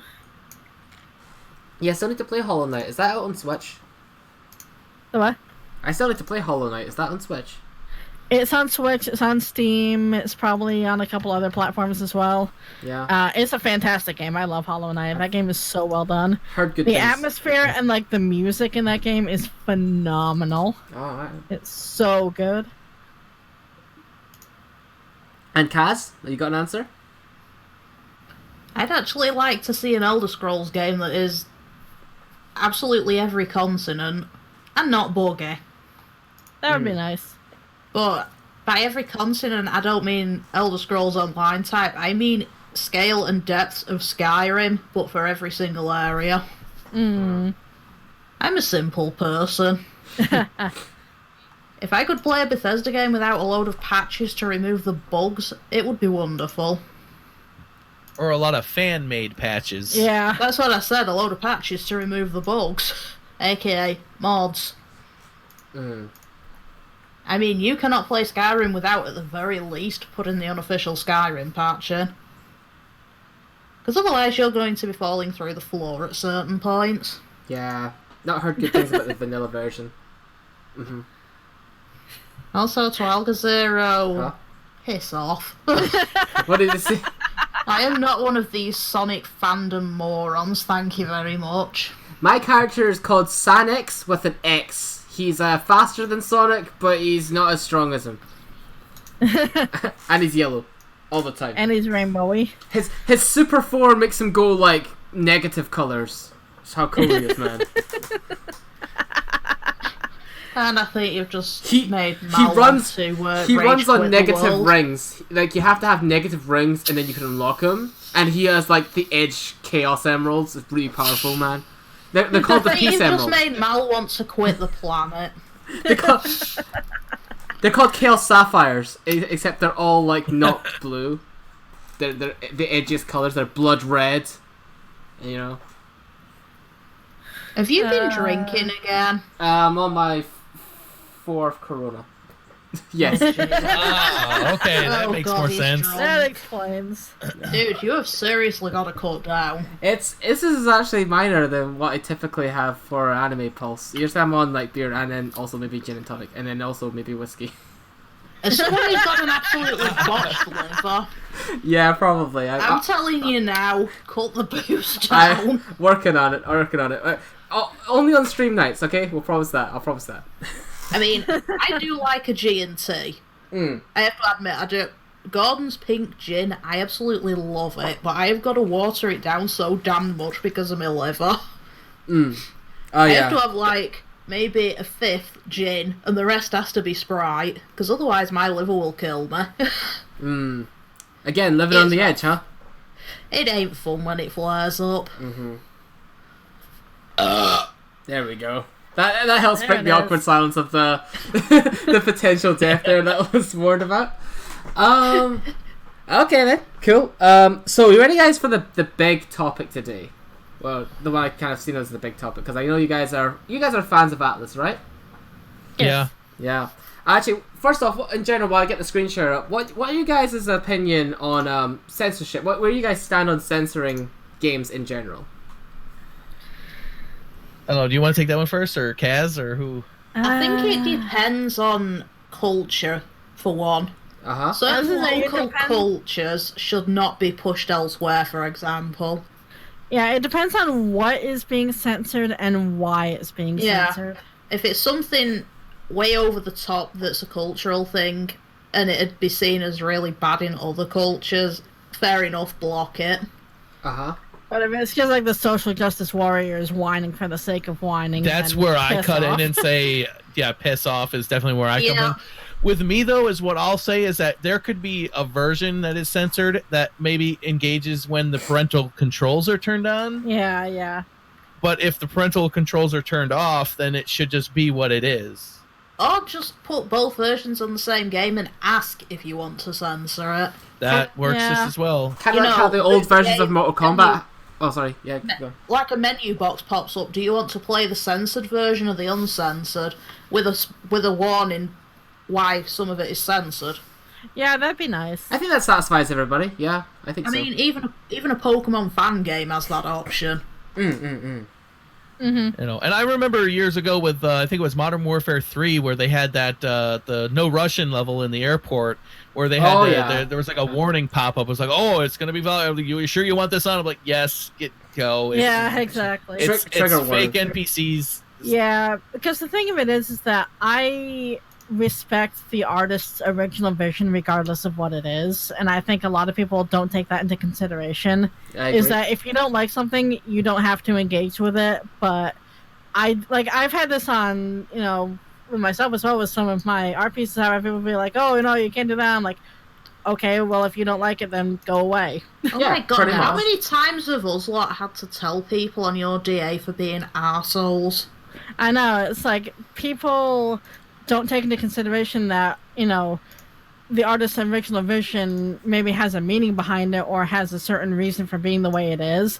And that it's really, really annoying as an artist to have somebody come up and be like, oh no, you can't do that because it offends me. And I'm like, okay, who the fuck are you and why do I care? Exactly. And also, like, some of Yeah. the best artwork made is from people telling you can't do a thing, so you do it anyway, Exactly. They're not Yeah. really Like, calling when people anything. come up to me and say I can't do something, that just encourages me to do it more. In a way, yeah, for sure. Yeah. Seriously, the amount of shit she gets over her Splatoon stuff on DA is ridiculous. Really? Oh my god. She has her Yeah. own story for Splatoon that goes completely against canon, but it is her story, her Well, that's ideas. the thing as well is that in a lot of ways it doesn't go against canon. It agrees with a lot of what's in the canon, but people don't like to acknowledge that. Yeah, but like a couple of things were different because we had no information except in Japanese on said things at the time. Oh yeah, Right. that's the We whole don't other read conversation. Japanese. You Yeah, don't? that's a whole other thing as well, is that, like, I've had certain people complain about, oh, you can't give this character an original name because this is their name in Japanese. I'm like, very good. When have I ever gone with any of the Japanese names for any of the other characters? Mm. Like, if an pisses English us name ever off. comes out, then we'll talk about it then. But until then, piss off. It's just like, Go away. dude, let people do their original stories. It doesn't matter if they go against the canon of a game. Yeah. It's their own thing. They, Seriously, DA is one of the worst sites for entitled pricks. Oh god, yeah, DA is shit. But there's more than no other better Tumblr or option. less? Oh, DA is the birth child of toxic dickheads. Yeah. Mm. DA's been around longer as well. Yeah, I see. I mean, yeah, there's some great people on DA. Oh, Don't get me absolutely. wrong, but oh my god, the Sonic fandom on there is horrendous.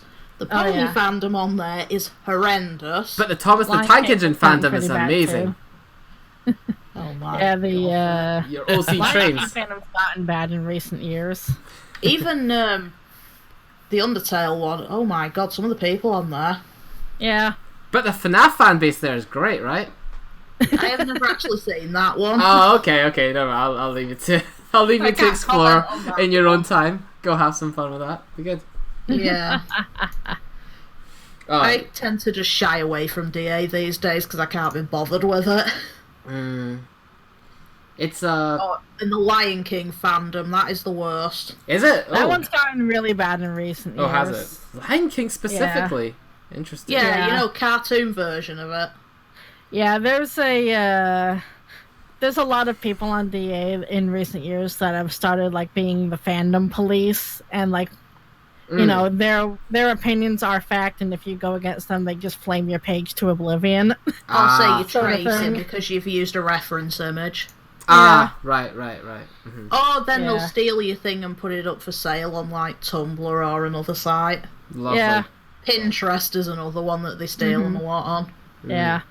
The Wild West. Yep. So anyway, video games. Yeah, video games. And I kind of got your position from that. It's my it's my screen share showing right now on the YouTube. Can we- It is, Yes, it yeah. is. Okay, cool. Yeah. We got Right. it. Yeah, So, sorry, I just had to have a rant on idiots. No, it's fine. That's cool. In fact, there's going to be plenty of opportunity for that in a bit then as we go, because I'm taking like most of you have played Catherine before, or Oh yeah. I I did. Yeah. haven't. oh okay. Well, I'm gonna read through this, and as I go, feel free to interject at any point if something in here feels like it's like if they're misrepresenting something that was in Catherine to begin with. Because basically this is the first of like a section of articles regarding the controversy surrounding Catherine. There's two main things that goes about it.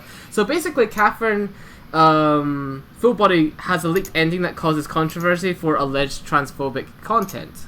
So Reset Era, which by the way if you don't know about that, Reset Era is one of the sites that came about I believe in the wake of Gamergate. Summarized interpretations of Catherine Full Body ending with perceived transphobic scenarios causing an uproar. There's been increasing anxiety from queer spaces of the gaming community regarding Catherine Full Body, the remastered version of the unusual off-kilter romantic puzzle platformer. Most recently, there's a spoiler-ridden thread which was on Reset Era, went into more detail about the ending and a plot element involving the waitress character called Erica, that has sparked an outcry. The Erica is this red-haired girl who works at the Stray Sheep bar. Yeah. Yeah. And I think she's an extra character for Full Body. Was not in the original. Yes. As in like a possible coupling thing. Yeah. I don't think she was in the original at all. Wait, in the original PS3 version? Oh, yeah, no, Yeah. no, she's in that. She's in that. Honestly, it's been forever since I played it, so I can't honestly remember. Yeah, Erica's in Was it. Catherine Atlus Japan's game?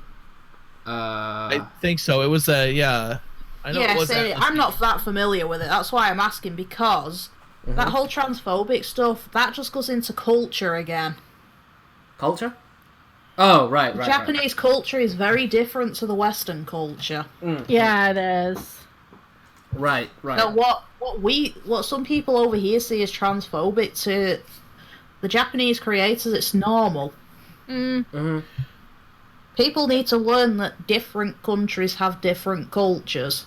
And it goes even further than that, though, because while some people might see that as the incident that takes place is maybe transphobic, but at the same time, they're not real characters. I know, and that's the thing that there's really as annoys well. me as well. They're telling a story that doesn't actually happen in real life. Mm. You know, Yeah, that is a damn responsible, good mature point. adults know how to, compartmentalize, the difference between doing it in real life versus in a video game. Yeah, and that's where a lot of my annoyance comes from with these like SJW people. It's like everything that they're throwing an outcry over doesn't exist. Like if this was like some real incident that really happened in like a real cafe, okay, maybe, but I mean, this is a work of fiction, and there shouldn't be limitations on works of fiction. And like, if you really want to go down that road, there are plenty of worse examples to go by from works past. Yeah, and also even taking into account the happen in real life sort of scenario with this, I've read on a little bit. I've already read this article before. When it comes to one of the parts later they take issue with, I think, given the context that's even presented in Catherine, you could make an argument as to how it wouldn't be offensive with that group of people because they actually know Erica as a person. And so, you know, when you know people in your circle of friends, you're okay to take jabs and like joke with each other and sometimes like throw in like small insults because you know each other can take it. You know, you guys are just having a laugh. You know, Exactly. It's one of those things where in this one, like, but they're taking it as if like, oh man, they're doing transphobic. Well, we'll get into that anyway, because basically this new version of Catherine Full Body also adds in another girl called Rin, and it allegedly. The ending sparks some interpretations that people are interpreting as transphobia. Most famously, an image of Vincent in shock, which I showed earlier on, looking at Rin with her naked body, was perceived as the story using a transphobic trope, essentially implying that Rin is a transgender woman as some form of comedy. However, a leak cutscene for Full Body on Reddit, now removed due to copyright reasons, seems to show that this wasn't actually the case because Rin was not a transgender woman at all, but some sort of, maybe I shouldn't actually say. Well, it's actually on screen right now. Spoilers! Extraterrestrial being. So, perhaps a sigh of relief for the concern, but many on Twitter argued that the shocked imagery still delved into coded transphobic imagery regardless. They're just making shit up at this point. Yeah, like, that's what it is. There. They're manufacturing outrage. Yeah? Doesn't That's the everyone thing have with to these do that people. these days, though? Yeah.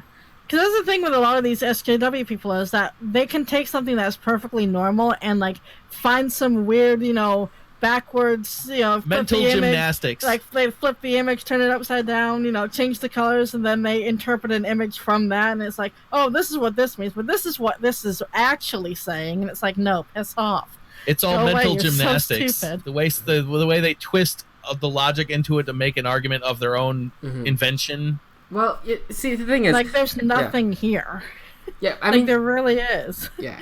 You can interpret a piece of art in many different ways, but imagine seeing your way that you interpret it as gospel, and therefore you have to, like, infer the worst intentions on the creators just because of it. I know. It's like, I looked at your artwork, and, the girl was shorter than the guy, therefore you hate all women. Like, the creator hates all... I mean, basically, yes, that's what they're Imagine that. doing. Again, that's what I say. We're manufacturing outrage. They're making it up. Yep.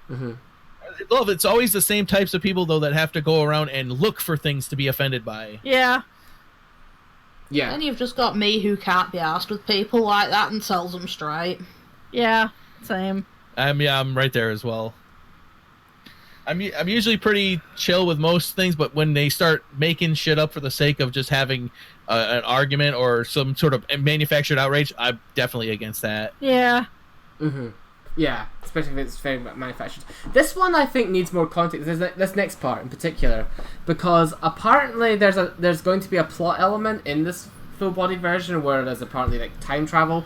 But he said that she goes back in order to give the cast a better life, and one of the major changes in this better life is that the character of Erica never transitions to being a woman.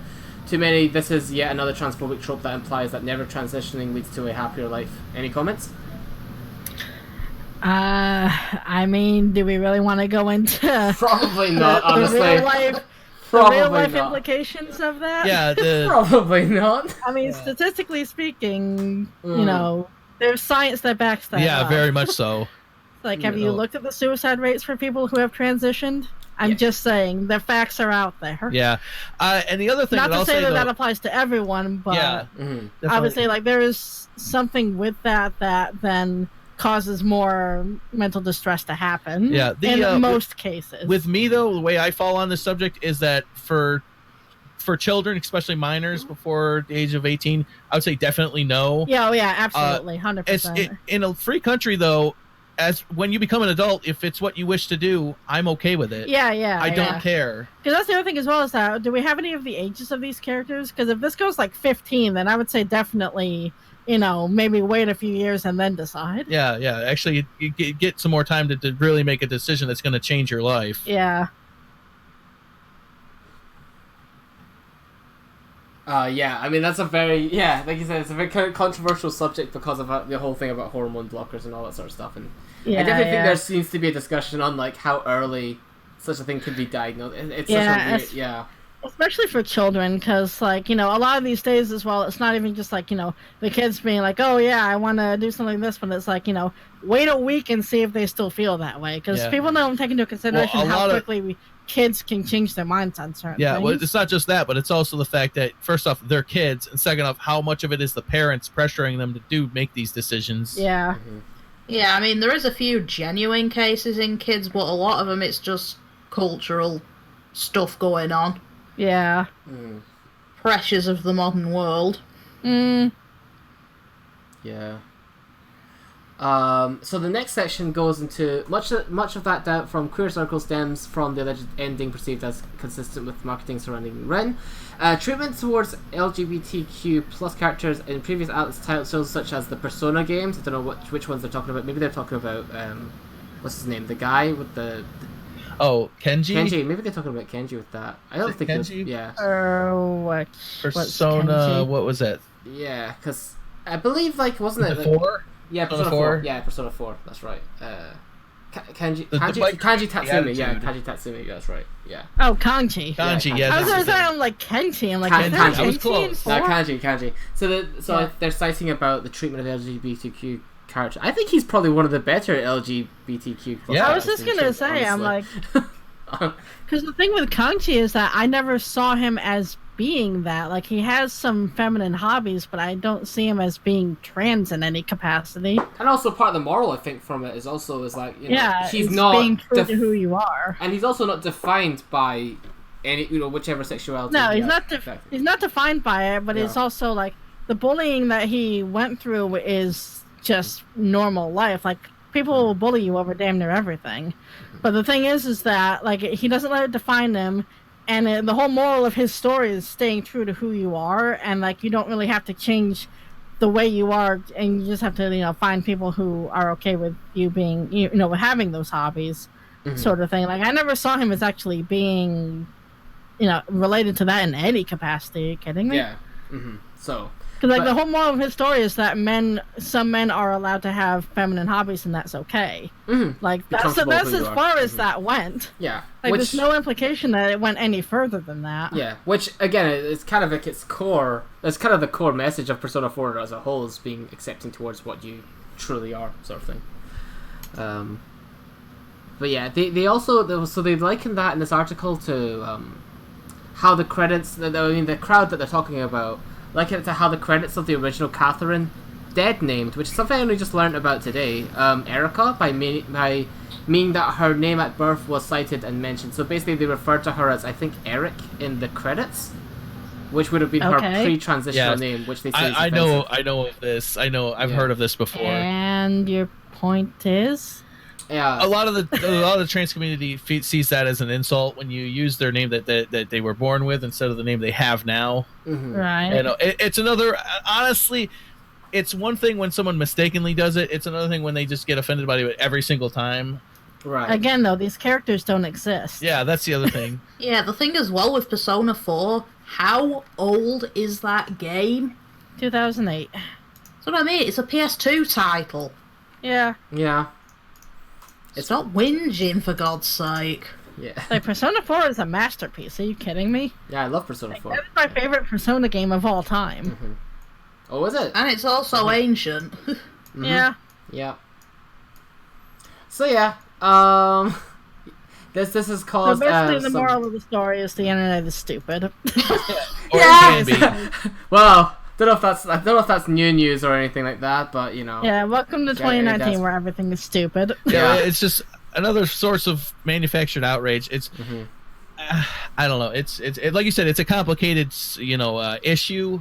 That there definitely is, and there are definitely people out there that mistreat transgendered people out there. So it's not like it doesn't happen, but the problem is that the way these people take offense at everything, though, is everything. maybe even if it's not trans real. people, but just there's certain people that take it upon themselves to be offended for a group of people that just. And that's why the said group of people get so much stick.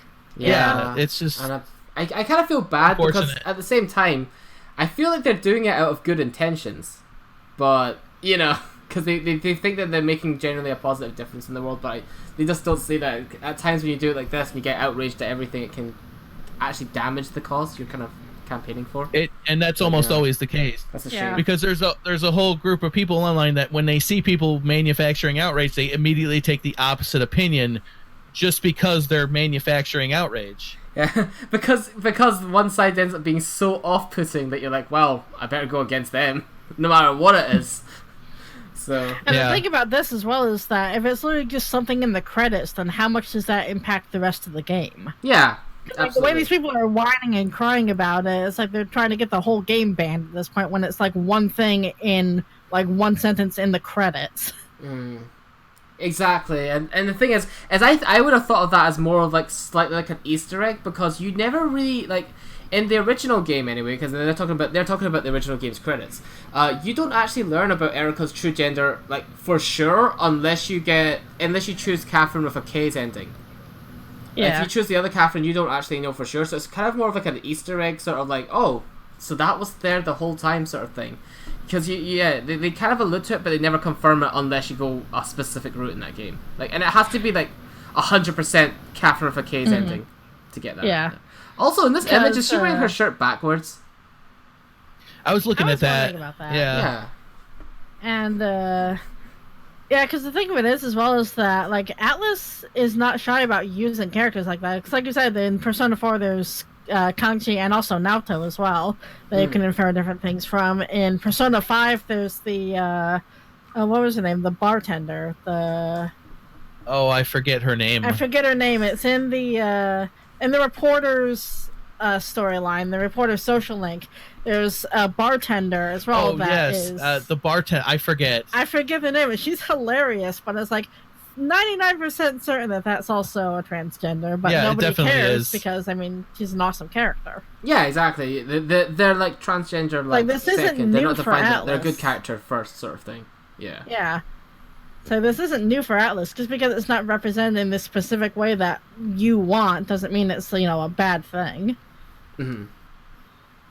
Yeah. And again, there's the problem. People want things displayed exactly as they say.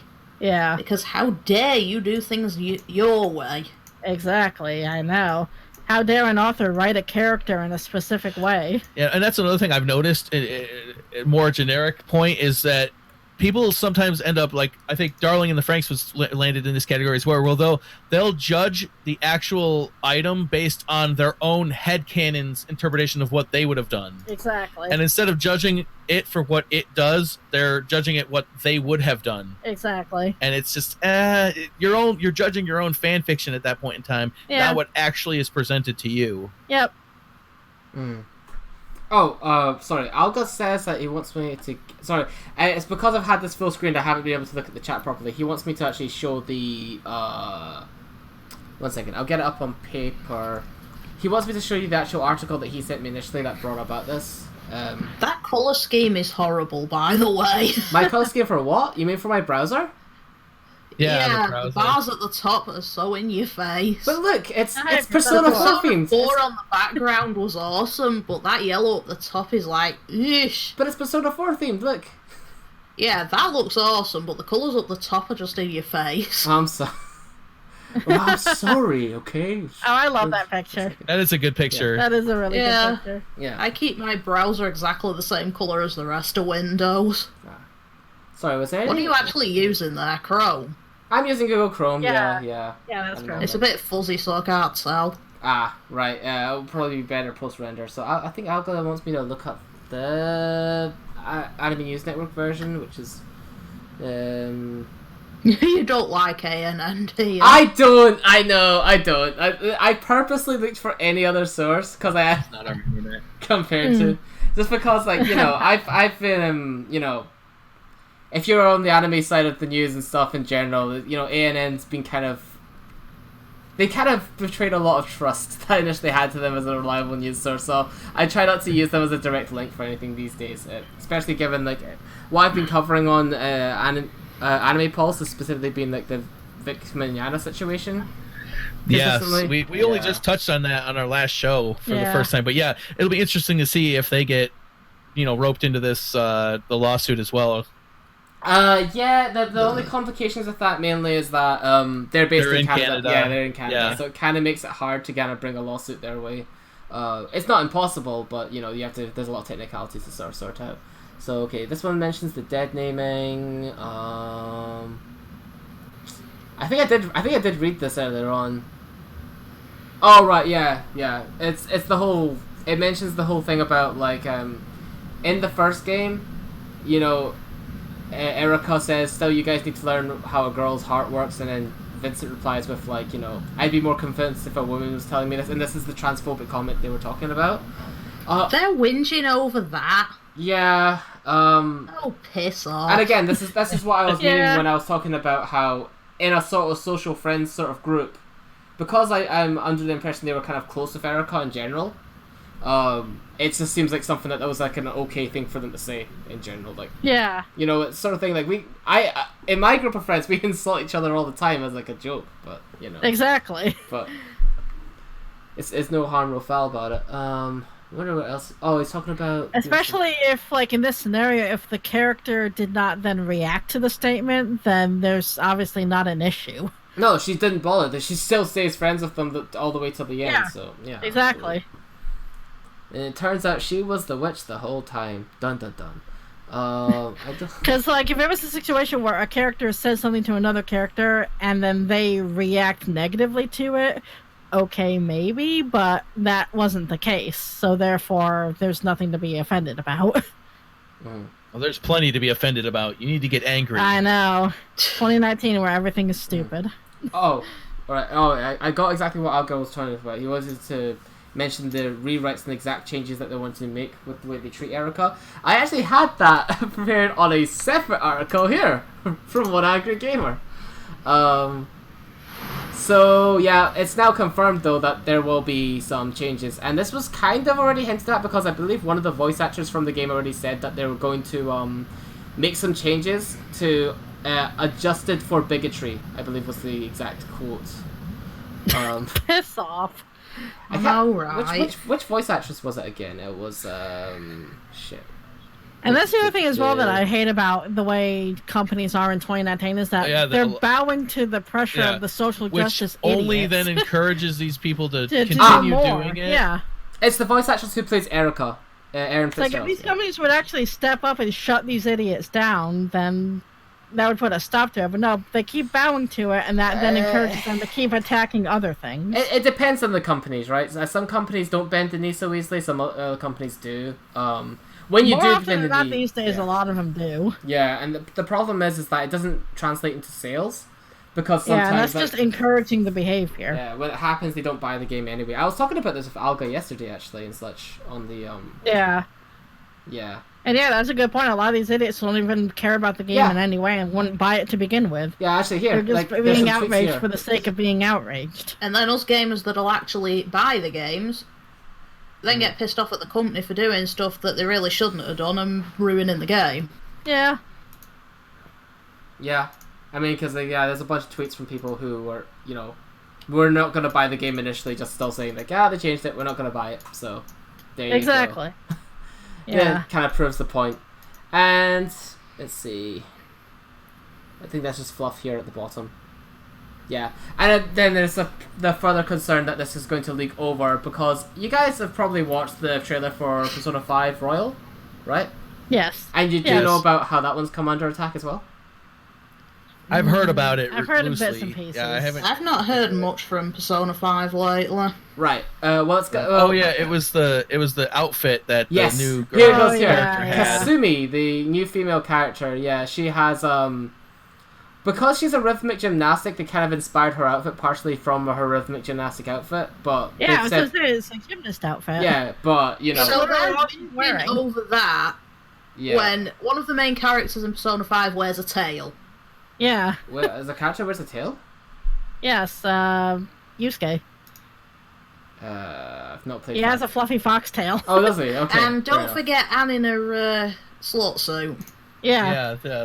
Yeah, Anne also dominatrix has. suit. Yeah, Yeah, definitely. but the I thing meant is, that tail, not the fluffy one. but you see, the thing is, showing skin is crossing the line according to certain cards. Mm. you know? Yeah, that's straight manufactured outrage. It really like. And here's the thing: it's not even that revealing. It's really not. Like, I look at that and I don't look see at the any... state of Anne's costume.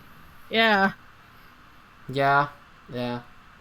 But you know, my main concern now would be that because they have kowtowed to them with the Catherine thing, there's definitely a good chance it will happen for Persona 5 now too.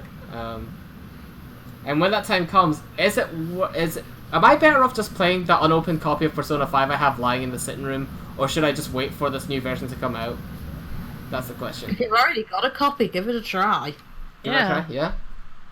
I mean, as far as Persona 5 goes, I'm surprised there's not some other things that they're complaining about. Like, this is nothing. Right? Yeah, Like, there are some things in Persona 5 that are, like, legitimately shocking. Yeah, and this is why I know for a fact that they're just manufacturing outrage, because they see something on a surface level, they go, "Oh, that has to change. This is inappropriate," or whatever they claim. It's like, The problem play is through the first 5 minutes of Persona 5, and you'll have something that's like, oh shit. Yeah, something actually worth crying about. Exactly. But they don't even go that far. Mm-hmm. Yeah. Yeah. And I mean, like the first situation that your characters are faced with in Persona 5 is way worse than this could ever hope to be. Mm-hmm. Like, that entire situation is like layers upon layers of things that you would expect these people to be crying about. Most of the game is, to be fair. Yeah.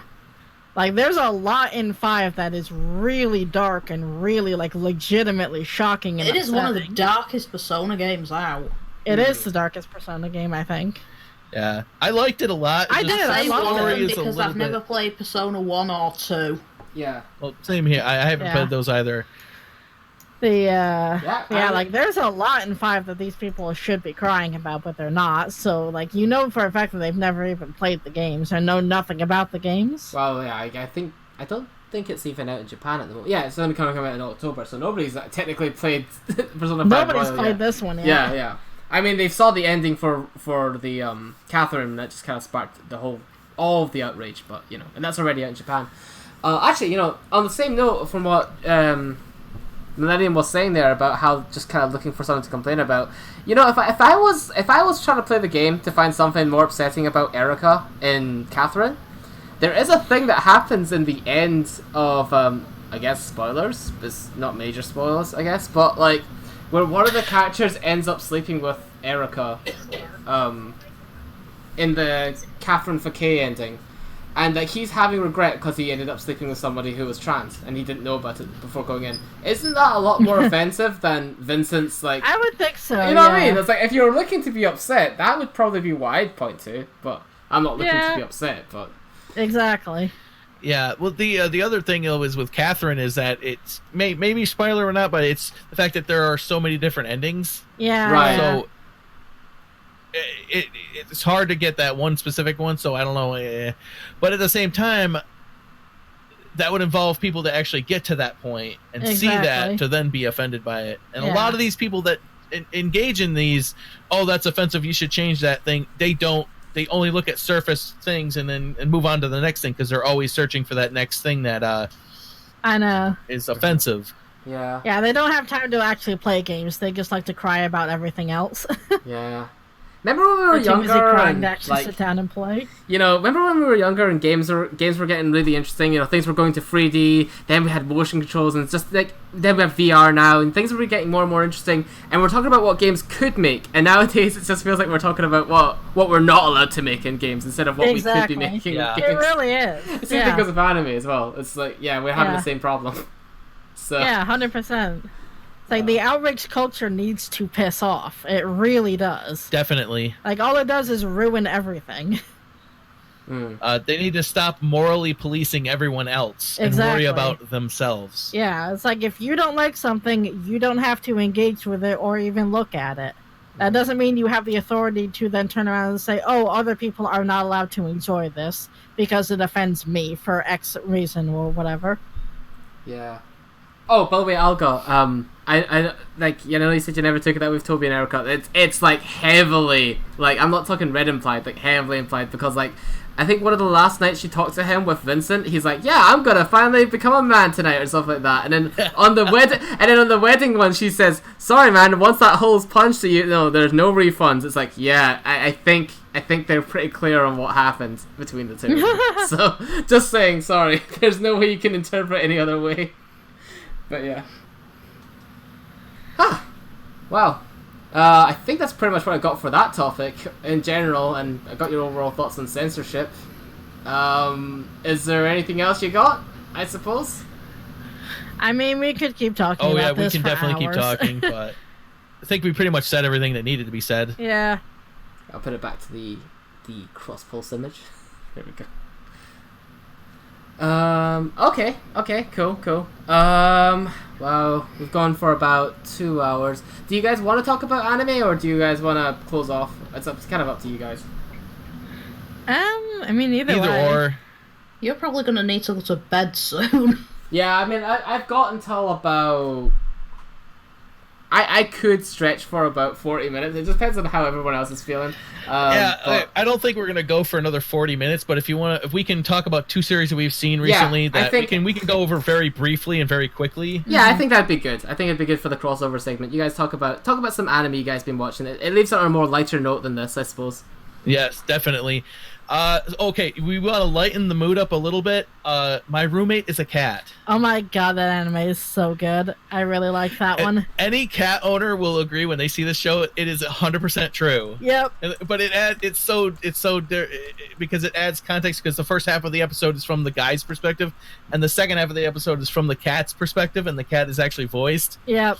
It's so awesome. And it's funny too because the cat in this show is literally like our cat Fortune. Yeah, that's the other thing. It's like actually, it's just almost her. Identical story as well. Maybe not to the T, but our cat Fortune was found out on the main like country highway.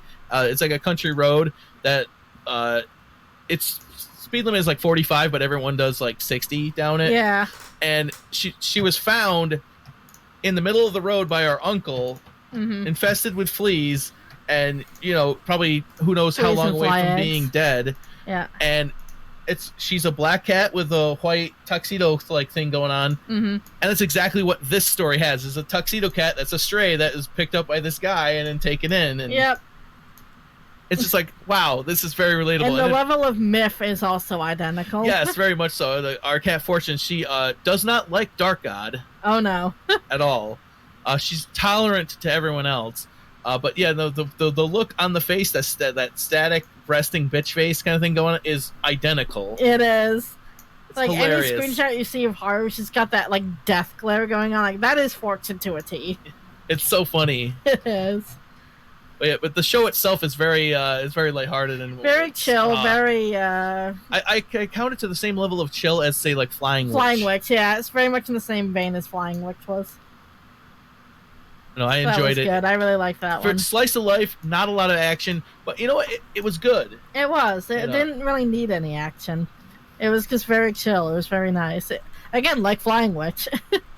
Flying Witch is very much the same way, where it's like not a whole lot happened. Oh yeah, but it was still good anyway. Ghoul Shinobi in the chat says, R.I.P. Grumpy Cat. I know. I'm so sad about that. That was sad.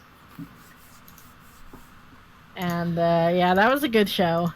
And then Princess Principal is the other one that we finished. That was phenomenal. That was really good. That was so good. It's kind of like more of like a steampunk-esque Ghost in the Shell kind of thing going on. Yeah. I enjoyed it a lot though. So if you like spies and secrets and it's shadow yeah, stuff, it's steampunk British spies in alternate universe, London. 1800s London is what Princess Principal is. You've also got a samurai It's just girl on the fantastic. team as well. The characters are great. Good. What was that, Vic? You're breaking up. Oh, I meant like they also have like a samurai as well mixed in with it too. I think we lost him. Ah. Oh wow, Robot. robot Vic. boy, Robo. And I think the stream is buffering as well. Yeah, it is then. It's because Yeah. I'm loading a GIF. It's a very appropriate GIF for the situation. It'll be worth it in the end. Keep on going.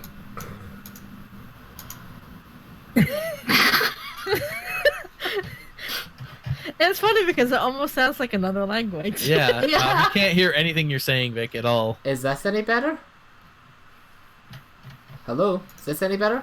Hello? Oh, there Hello, you go. there you go. There you go. You're back. Well, I was gonna. Oh yeah, sorry. I was gonna say it also has samurais too.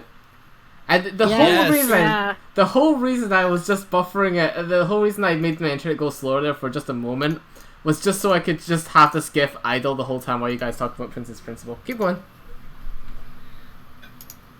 There you go. A GIF. Yeah. Oh, where's this GIF? Is the screen share not happening? No, No. it's not yet. It's probably going to catch up here shortly. Ah, okay. It's like my favorite clip from the show because it's like it's not funny, but it is funny because of the way it's animated.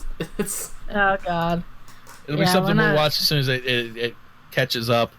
But yeah, Princess Principal is great. I love the characters were awesome. in this Characters one. were really good. I love Anne. She's just amazing. Mm. I like the princess. She's The princess was awesome. yes, not the fragile wallflower. I know, not useless. you're going to She's be getting always a helpful. second season of this one as well. Yeah, I heard about that. Yeah.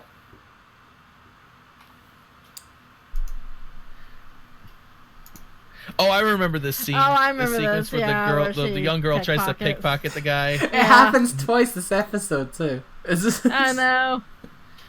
But it's like these guys, like if you ever play a fighting game, these guys, their kicks are like 3 frames. That's amazingly fast. No recovery time either. And then they, like spitting is a bit too far, honestly. But just, Yeah, but I love the show. It was great. It was Yeah, Princess Principal was really, really nice. I did like that one a lot. it's just interesting to see where they go in the future seasons. I think it's also getting a movie as well. I think so, a yeah. movie. Oh, that's right. Yeah, they're going to use that to bridge the gap or something. It's going to be an original film too. So it's not going to just be a recap film or something. So Nice. yeah. Would you No, would but you I give it? enjoyed it. What would you give it in terms of a rating then? I'd say solid crackers. I would say, yeah, high crackers. Yeah, Crackers? definitely. Same with my roommate is a cat, says high crackers as well. Ooh, okay, cool. I liked them both. They were definitely enjoyable. And the other thing is that they're shorter series as well, too. Both They are, 12 yeah. episodes. So it's not a lot of time investment. And for Princess Principal specifically, the intro and outro are really good. They are. The They're music is really good in that nice one. songs. Oh yes, I remember. They're quite contrast because one of them sounds like a music box song at the end, and then the one in the opening. Yeah. Yeah. Yes, The one's the opening's a very jazzy, energetic one. Yeah. Mm-hmm. definitely. that. Oh, yeah, I love that song. Yeah, both of them were great.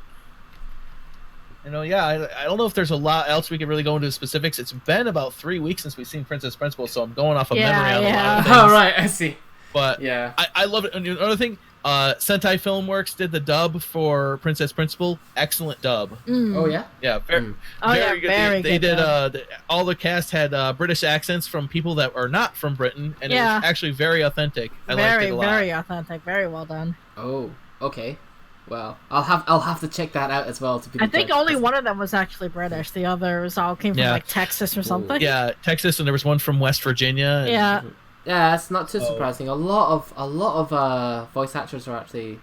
Yeah, Texas, in that central Probably, yeah. Texas area is where both Funimation and Sentai Filmworks are. Mm-hmm. Something about unions being lower or something in Texas or something. I don't know. No, just business expenses in general in Texas are way better. Right. Oh, hey, wow. Okay, fair enough. Anywho's, does that pretty much wrap it up in terms of the animes? Yeah, I believe so. I think so. Beyond those two, we've just been watching a very, very old school anime. Which we don't have time to go into today. We don't have time to go into that one. That's but the Inuyasha one, right? Yes, Yeah. Inuyasha. Very much liking that one. Yeah, it's definitely good for how old it is. yeah. Aged well. Mm-hmm. Yeah, I would say so. Maybe it's not widescreen though, but other than that, it's still solid. Mm-hmm. Mm. Beyond that, I don't think there's much else. Yeah, we're just waiting for Rising of Shield Heroes, the big one we're waiting for. Yeah. Okay, cool. Right. Maybe by the time we do our next show, we'll I get to hear what your thoughts are on those. That's yeah. Cool. Right. Well, if that's the case, we can pretty much get around to wrapping this up then. All right. Right. Well, thank you very much, you guys, for coming on board. I hope you guys had a good time and would be up for coming on again sometime. In the future. Absolutely. It's always a lot of fun hanging out with you. Oh, cool. Great. Glad you enjoyed it. And also thank you to everybody who came in to listen. Alkazero, Gul, Mal, Trevor, who I know is Black Magic, and the rest if there's anyone else I'm forgetting. Pretty sure Vic and Kaz will have to be the judge for that. Oh, right, in terms of the British accents. Right, okay, got it. Yeah, okay. And in that case, we don't really have a sign off for this show specifically. Although Alga suggested don't cross the streams, though I'm not sure how much sense that makes. That one's good. That is. So go with that. Boy. So you guys want to say bye? Say bye to everyone. See you guys. Assholes. Bye now.